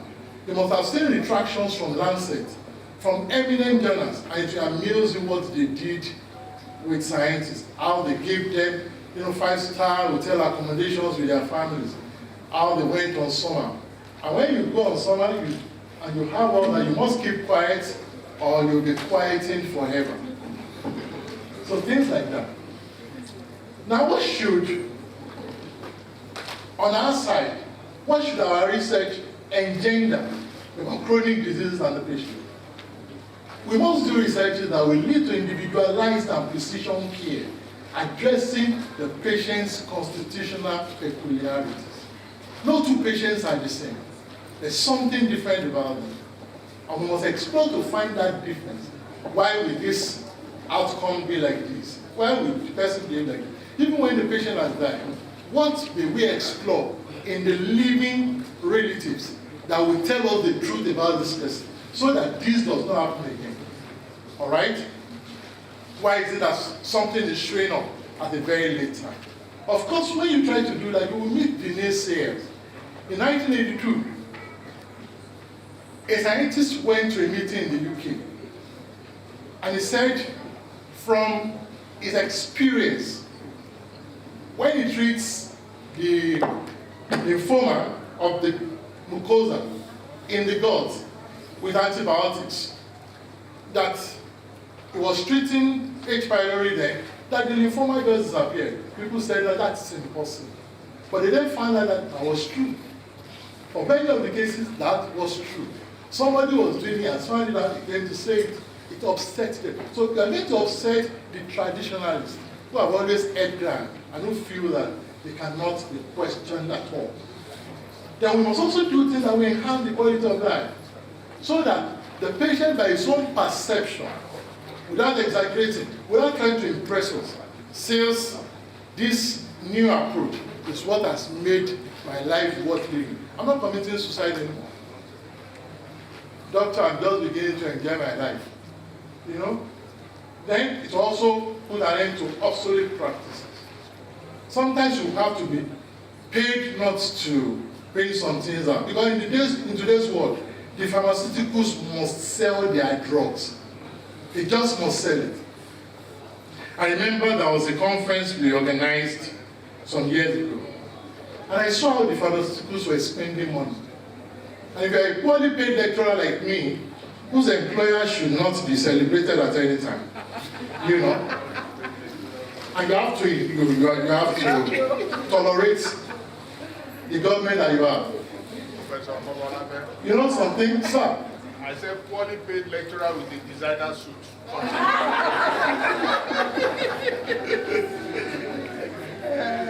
So, I had to ask a colleague, I said, what is in this for these pharmaceutical companies, bringing these millions into our conference. He told me, he said, they can't give you this and you will not prescribe their drugs now. That is it. And on birthdays, they will bring birthday cake to your clinic. You are in need of bread. You will sign any document.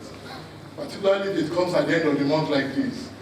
All right? When there's no alert yet, sign it or wake up in the night to an alarm that there's a debt to be paid to your community. So, those credible researches, we put an end to obsolete practices, otherwise litigations sure. We're in a world now where patients are more informed than before. They have their handsets. They can check what's happening to them. They can ask you questions. Doctor, why are we not going through this approach? All right? And there was a Montgomery case in the UK many years ago, I think 2005, where a hospital had to pay over £4 million to a particular mother because she was not informed about the approach to manage her. All right? And she had a child that became a liability.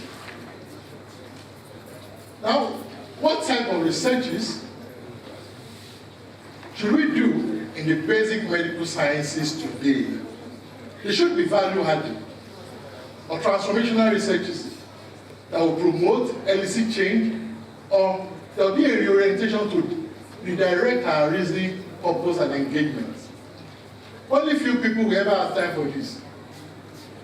All right? Those researchers should be willing to draw the general wealth of expertise available. Let me tell you something that if you choose to believe in the law, then you must be fair to everybody. The training in some particular programs in health sciences is service-based training. Get trained, graduate, go and take care of patients. There's no research component that is healthy. And we've done it like that, it is still like that today. And you can't suddenly stimulate an old dog to come and learn a new trick. So we are having those issues. Whereas in some departments, right from the undergraduate days, they have always taught their students how to do research. Those ones, if I want to do medical research, of course, I have to align with them to begin to tell me what should not be done, what should be done. And I mustn't say that because of any privilege, all right, a younger lecturer cannot be the chairman of the company. The man is more informed. He knows where we're going. I don't know where we're going. He wants to take me to a place I'm going, so I listen to you. Public health practitioners do a lot.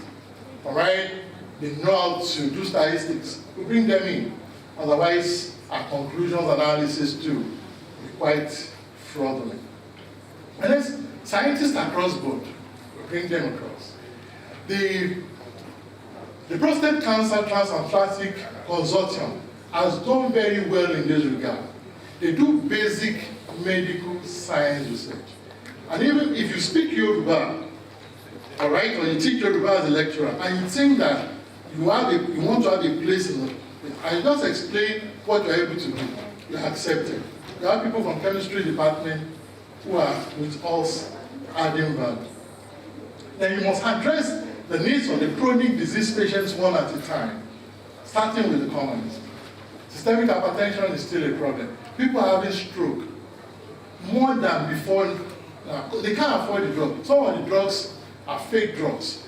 All right? The real companies that we knew, that we could relate with and we could trust, they have left the country.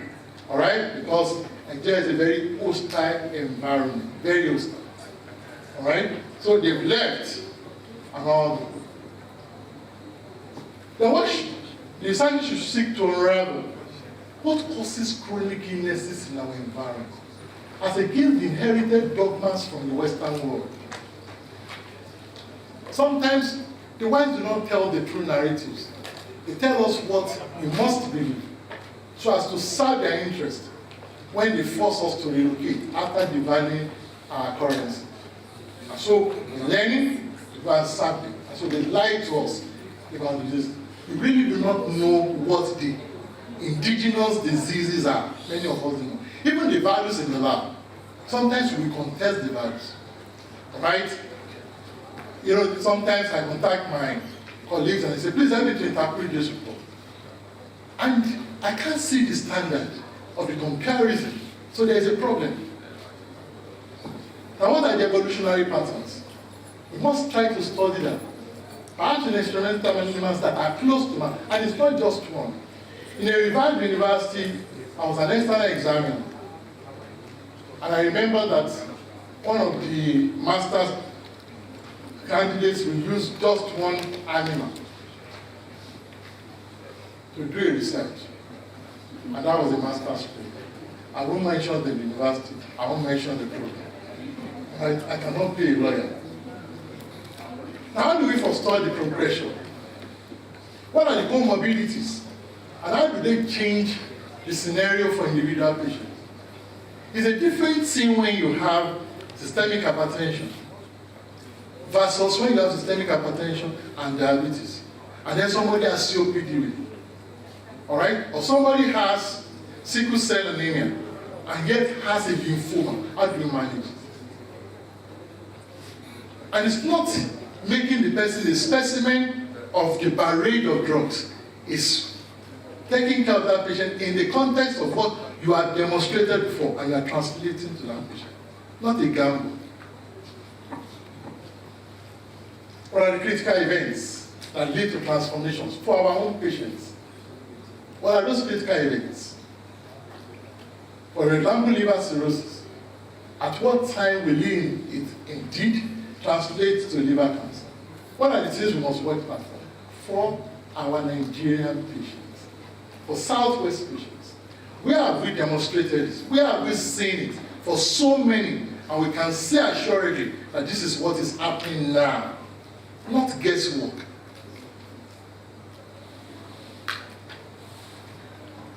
How may we chart our belated course?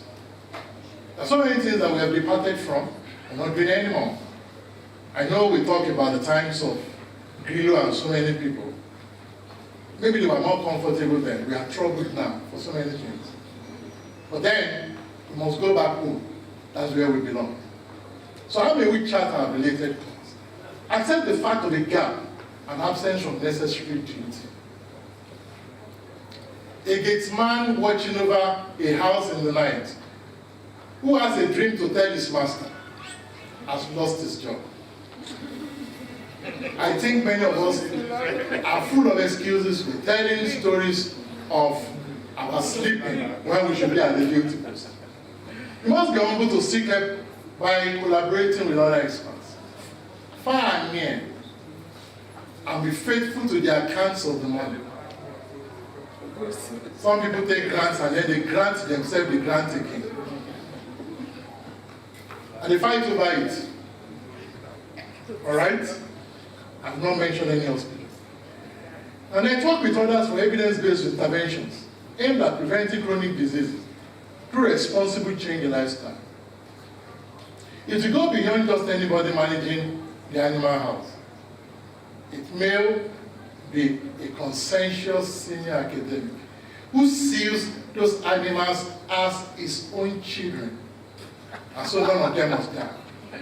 And we have many seniors who are eminently qualified as grandfathers who can translate their experience to help us manage our animal house so that we can have productive researches that we can learn from. So that way we end smoking, we can encourage eating healthy food rather than junk, and we can limit weight gain. And whatever is causing weight gain, we can say, please, this excess, please translate it to the rest in the faculty who are on perpetual fasting because of the inglorious government. Then we can become intentional in the research with patience and tolerance. The lab is not a place of comfort. Anytime light goes off campus, you know that you are losing something. And losing the integrity of your reagents. You cannot be at peace with yourself. All right? And then the pressure is more when you must publish in some so-called journals. By the time you finish publishing, you become a professor. You have lost your wife and children. You can't provide for them. You are worse than an infidel. Because you are busy writing paper. You are good at work. you are hopeless at home. That's it. Money is the lubricant of love. Then you must reorient Health Sciences School undergraduates. Not just about service. When you meet your patient, they must be ready for the patient. When the patient dies, it must concern them. They must think about another life to secure. They must be sensitive to attracting them, to giving themselves over to research. They must not just think about O&G, surgery. They must come back to the basic medical sciences. And they must be richly rewarded. They must not think that you must travel out to have a life. You can stay in and do like the Chinese and the Indians have done, and have a country that eminently sits at the UN, not a clown that wants to be respected for delivering nothing. In conclusion, I would rather tell us that all of us should begin to ask ourselves, what may we do in our department? But can we do it in isolation without calling other people to join us? What are the variables that we must put in place? What are the monies that we must seek? What are the people that will do us well, all right, in sitting over those things and then adding value? If we don't understand the diseases by the cells, we will never get it right by the drugs. We'll be gamblers. And I think that is what is happening now. Trying to solve the problem, seeing the fruits, not addressing the roots. The basic medical sciences are the root takers and the root monitors. And the major objective of medical care is to preserve life. Sometimes we cannot cure. And so some diseases are less chronic, but you can, as much as possible, make people to enjoy life by delaying the progression of disease. All right? By replacing what is missing. And so, as much as possible, you prolong their life.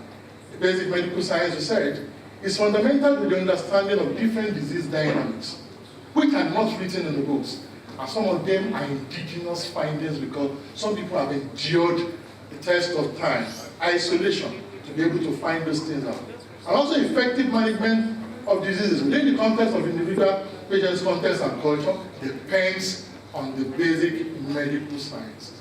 We have been away from our homes for a long time. We can return home now. Thank you for listening.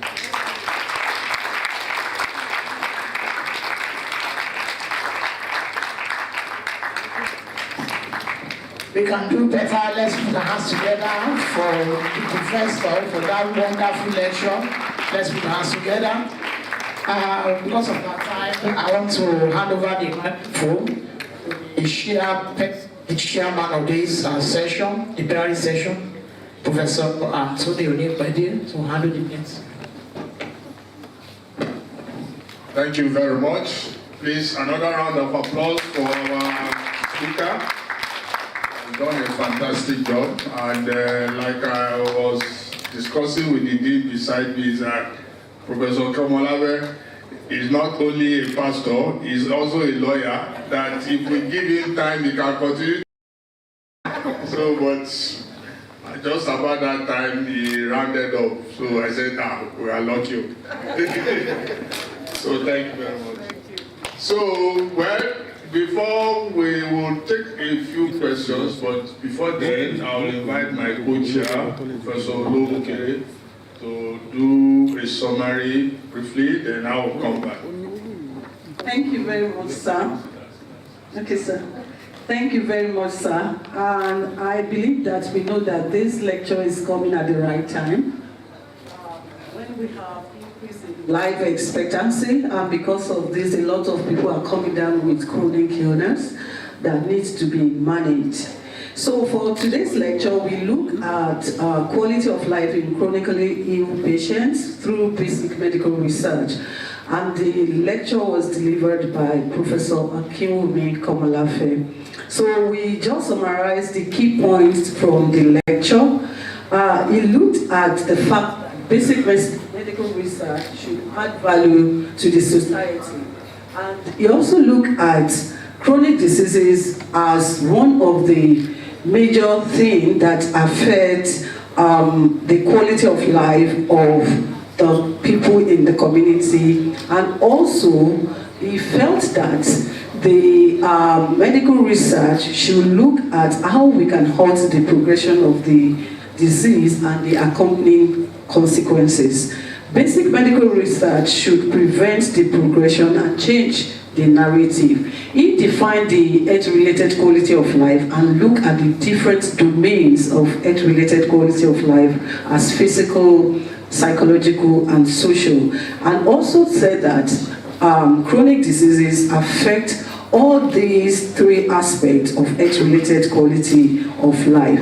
He defined chronic disease condition as the disease that lasts for 1 year or more and requires ongoing medical attention. He mentioned some types of chronic diseases like diabetes mellitus, mental illness, asthma, cardiopulmonary diseases, and chronic renal failure and cancer, just to mention a few. He also reminded us of the whole definition of health, which is very important, that looks at the different aspects of health of people. Then we explored the different types of research which span through isolated experimental studies, transformational research, and the fact that we have limited epidemiological research. So we discussed about the approach in basic medical research, multi-center research, collaborative research, and also individual studies, and most especially applied research. Research that will bring solutions to the problem that we have identified in our various practice. And he also looked at how chronic diseases arise and look at misdiagnosis and mismanagement as some of the things that led to a lot of problems that we have in our society. He was able to review several studies on health-related quality of life and the various results from those studies. He focused on, he was of the opinion that our researchers should focus on individualized and precise research that can address individual needs and can enhance health-related quality of life. He also said that we need to end obsolete practices that could lead to litigation for all healthcare providers, and that basic medical research should focus on value-adding researches and multidisciplinary research that involve different experts from different fields. He also talked about addressing the need of the patient one at a time and addressing the root cause of the problem. He also mentioned management of comorbidities. Then he wrapped up the presentation on how we can chart a good course for future management and also basic medical research being very important in the management of chronic illness. I believe I've represented you well, sir. Thank you. Well, thank you very much, Professor Awolowo. Well, I think for us here, the takeaway is that we should be conscious of the fact that it's better for us to prevent chronic illnesses than to allow them to occur and for us to now be looking for solution. So in terms of takeaway, I think we should also be well informed about the various dimensions of the quality of life. Yeah, Professor Komolafe already touched on 3 aspects of it: the physical, the psychological, the social, and he acknowledged the fact that it's a multi-dimensional construct, you know. So when we talk about the physical health, we are talking about freedom from illness, pain, and disability. Then the mental health, emotional well-being, happiness, and life satisfaction. You know, he mentioned about people having some illnesses and wanting to commit suicide. Then social relationships. We should not take our social relationships for granted. Social connections with family, friends, and community. So that you don't keep doing researches and being useless at home, as he said. So you must pay attention. There must be balance in everything. Social relationships, then environmental quality. Whether we like it or not, in this part of the world, we are not yet attuned to our environment. And the truth is that we all create our environment in which we live. The slum and the dirtiness of our environment is a reflection of our inner state of mind. That is the truth. So we need to awaken. So environmental quality, access to clean air, water, and a safe living environment. Because the air that we breathe in should be fructifying, energizing, and should be free of contaminants that are injurious to our health. No carbon soot. You know, you go on the street, you see some vehicles with very thick carbon soot. Everybody will be breathing it in. We don't know. That's how we end up with chronic illnesses. You know. So what is important in these days of Imedokon, another aspect is economic security. If I ask us now that we should raise up our hand, how many of us can say we have economic security? I'll be surprised to see half of this hall hands up. So economic security, you know, people commit suicide when there is no money. There was a day I saw on social media a man crying that he couldn't pay the school fees of his children, a family man. I know. So economic security, stable income, employment, financial stability. You know, if you don't have that, it can lead to chronic illness too, because you'll be releasing stress hormone, which will affect you. So personal growth, opportunities for education, personal development and fulfillment, leisure and recreation. So you must find time for relaxation, hobbies and enjoyment. So, you know, so those are the factors influencing it: income and poverty level, education, literacy, healthcare access, quality, social connections, community engagement, environmental conditions, access to basic needs. So quality of life is all-encompassing, is important. Let us attune ourselves and ask ourselves, what is the quality of life that we want to live? And nobody is going to create it for you. We have to create what we want for ourselves. We can create our future from today by making the right inner resolution and acting appropriately. I think that's the bottom line of what he has been telling us, even as researchers challenging us, that what we need to do, how are we going to be innovative in our research and all those things. And I remember that, you know, I don't know whether we still have it. The university used to set research agenda when I was new in the system. We used to have URC then, they will set research agenda for different districts, so that if you want to key into the university agenda, you can attract funding, but that doesn't mean that you can't get funding for other areas of interest. But those university research agenda are geared towards solving problems, social problems within the immediate community or the environment or so. So that way we can also have impact, as Professor Tomoritu was saying earlier on, that what is our relevance? You say Pengasan and all those things. You remember I was talking about Pengasans and ASU going on strike. So without wasting too much time, I'll stop here and invite questions from our students and then colleagues who may want to chip in one or two things from different perspectives. So you are welcome to ask questions. Please, if you have questions, you can raise up your hand, we can recognize you and give you the opportunity to ask your question. And if you want to write down your question, you can quickly do that and pass across to me, and I will give to the people on the high table to read. Questions? Let's take one or two. Faculty, students,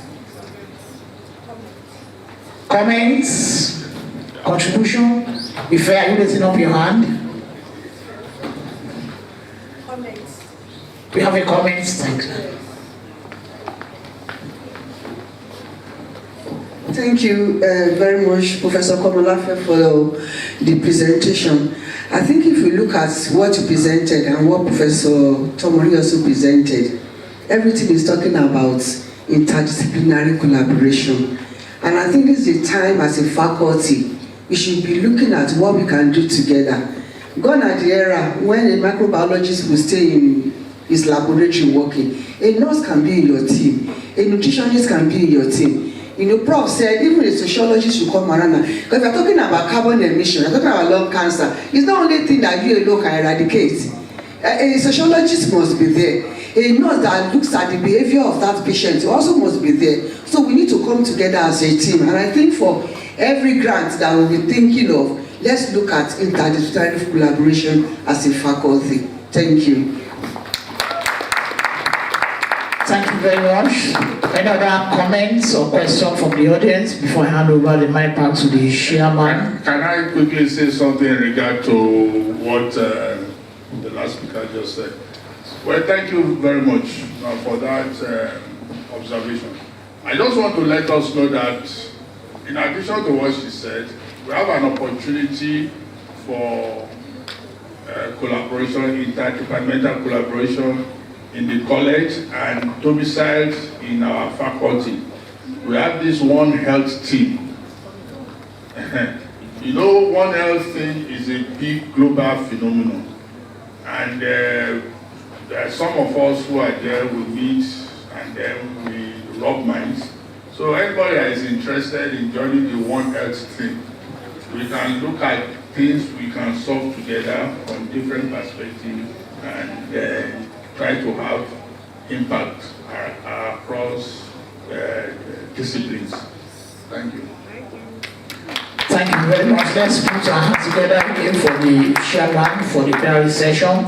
We appreciate you, Professor Antolo Nibade, and the co-chair, Professor Olowokere. Thank you very much, dear Dean, for picking these resource people to our midst today. I think I've learned a lot today, even as an academic, from the two lectures we've had. Thank you very much, Professor Komolafe. I know you as a pastor and as an academic. I don't know you are also a lawyer, like the Shia said. We are glad to know that. Before we go to the next thing, which is presentation of award, we want to quickly take the last student presentation for today. We want to please beg people on the high table to remain on the table, on the high table, and for the next 5 minutes for us, we can have the last student presentation. And this will be a combined presentation by students in all the departments in the Faculty of Basic Medical Sciences. I hope you are ready for the presentation, so you can come aboard.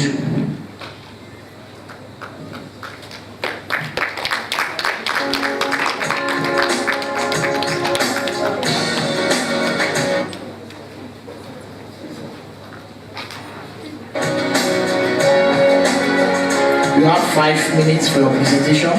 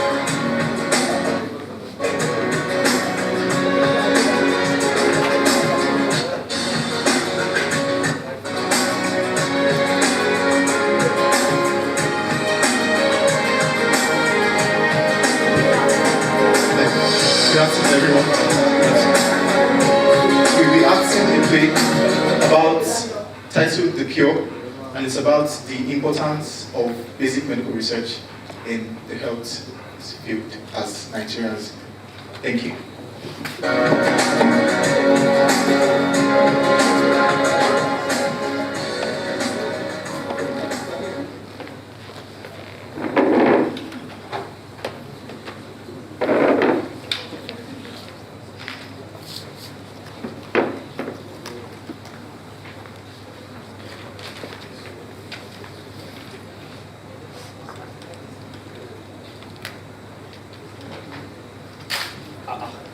Dr. Okoro. Femo. What's the point of all this research that you're doing? You know, it's not every disease that's actually going to have a cure. That's not the point, Femo. You see, every discovery we make brings us closer to human understanding the human body every day. And it helps us improve health outcomes. You know, like common diseases in our country, like sickle cell anemia. So, that's what I'm working on. But you see, my own is that, are you not wasting time on this? You know, in a sickle cell disease, the glutamic acid has been replaced by a valine acid. What miracle do you want to perform to turn a valine to a glutamic? I could do that, and it's exactly what I'm working on. I could also use an anticoagulant. See, that's what I'm working on, and I'll show you. Well, okay. I wish you best of luck, Sha. You know, I have work. I need to get to the lab, doctor. I will submit it. No one, as soon as I'm done with this one, too, I actually need to get to the lab.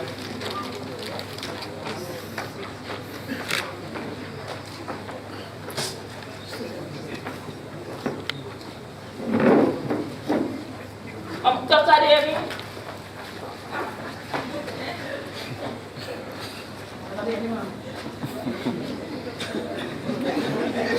Eu deixei fingir.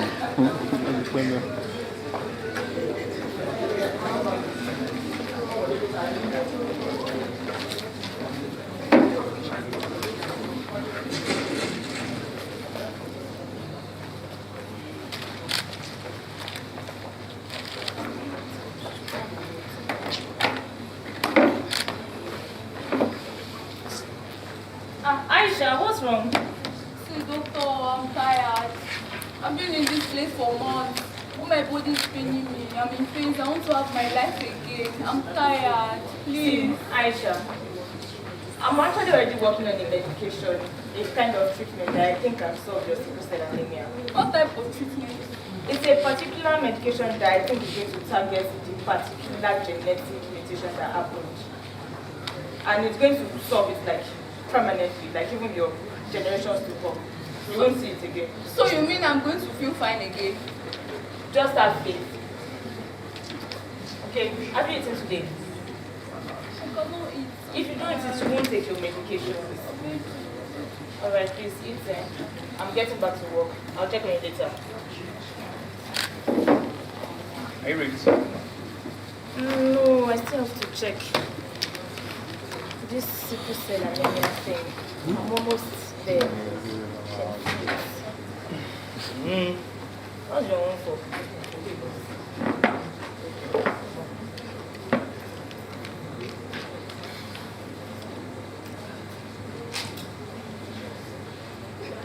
Yes! I've got it! I finally cracked the code. Are you for real? I swear. You actually did it. See! Wow! Come and check it here. Dr. Okoro. I told you. You went so far. I'm so impressed. This research will totally change lives. Let's test it on now. Show you follow me. I'm going to the lab.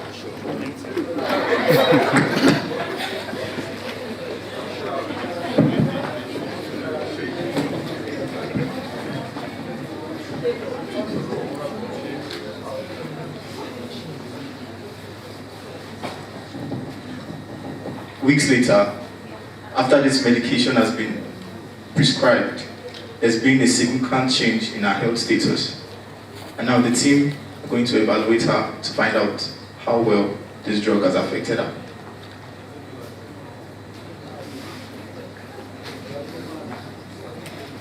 Hello? Ọ̀rẹ́ mi. Hey, tó bá rí. Ara mi ti yá o. Hey, I can walk. My body is no more paining me.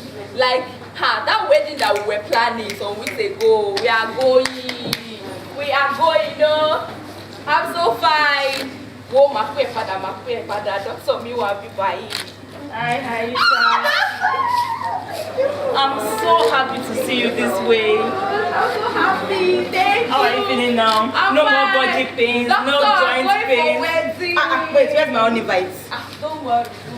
I'm Doctor, going for wedding wedding. Yes. Alright, that's very nice. I'm so happy to see you this way. I told you to have faith. Thank you. That's the power of medical research, basic medical research. That's it for you. Thank you very much. All right, take care of yourself. Basic medical research is the foundation for every medical breakthrough. By supporting research and encouraging innovation, we can improve health outcomes and change lives, especially for diseases common in our country like sickle cell.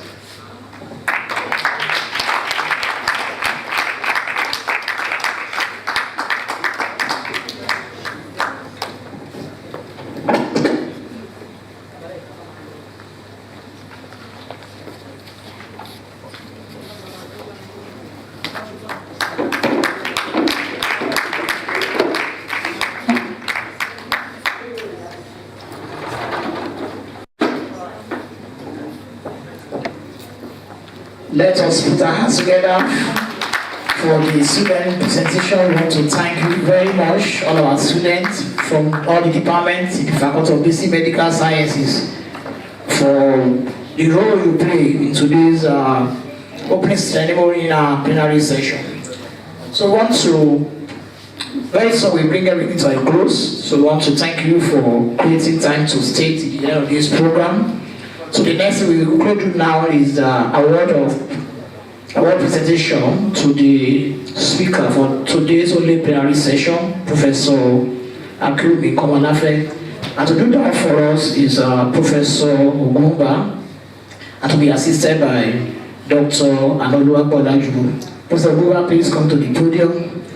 Dr. Olajubu, come to the podium. Thank you, let's appreciate them.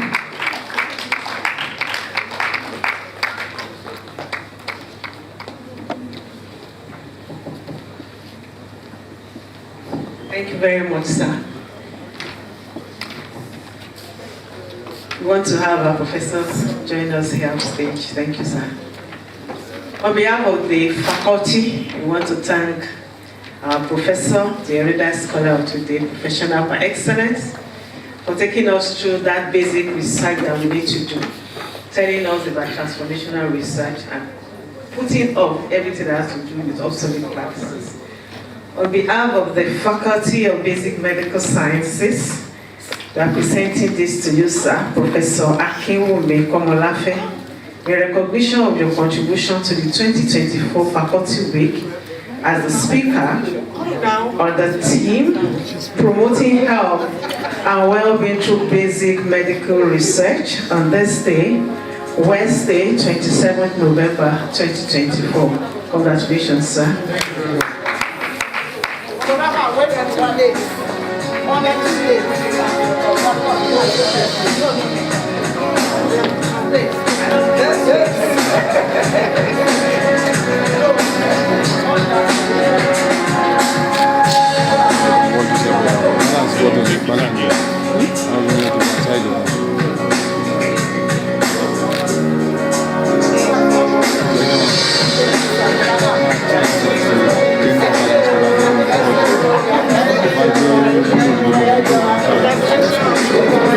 Thank you very much. Dr. Komalafe, you don't want to come out, Sally, because Paul said money is the lubricant for love. Maybe you don't have not drop money. Don't worry, you drop money in the evening. Thank you, Professor Komalafe. We appreciate you.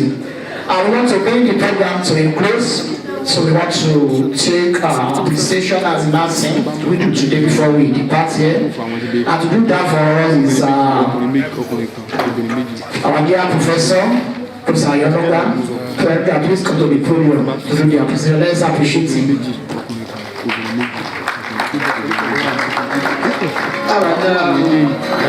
Good afternoon, everyone. It's been a very long day, and I must appreciate everybody for being patient enough to stay through, particularly as students. Put your hands together for yourself. You have done brilliant moment. So quick announcements before we depart.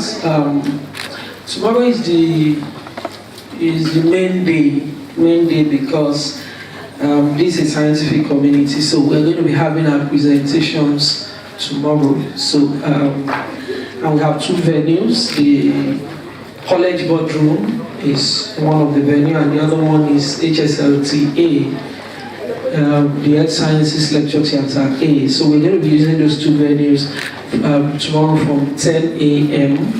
I want to plead with all presenters to please ensure that you check your letter again. You are supposed to send in your abstracts today. Okay, so if you are billed to present tomorrow, kindly send in your abstract today. So we have a number of presentations for tomorrow, and maybe this will help us.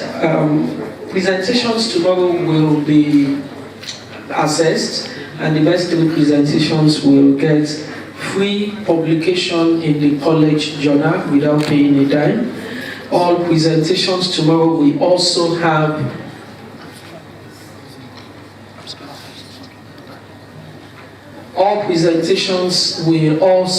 be published in the college journal as proceedings of this conference. So I'm sure we have enough incentive to want to be there.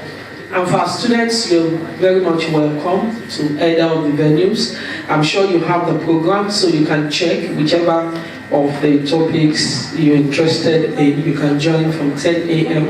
As we run through different presentations. So, on behalf of the faculty, I want to say a big thank you to everybody for finding time to be here. Like I said, it's been a very long day, so I'm just wondering how will there be 8 hours of sleep like somebody suggested today. Somebody also told us when we were starting that Department of Nutrition and Dietetics, the youngest of the departments in the faculty, is supposed to provide the banded yam and vegetable before we close, so just wait. Professor Ugoba and Professor Makayi are here.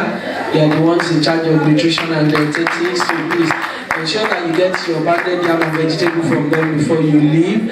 While others will be leaving, just wait and get yours. Okay, alright. So, on behalf of the Dean, I want to say a big thank you to everybody for being here. Everybody, I'm sure my chair earlier, I appreciated everybody for all the good works that you have done. So tomorrow we shift back to the college, and that's where the event will happen. At this point, it's nice to say good night.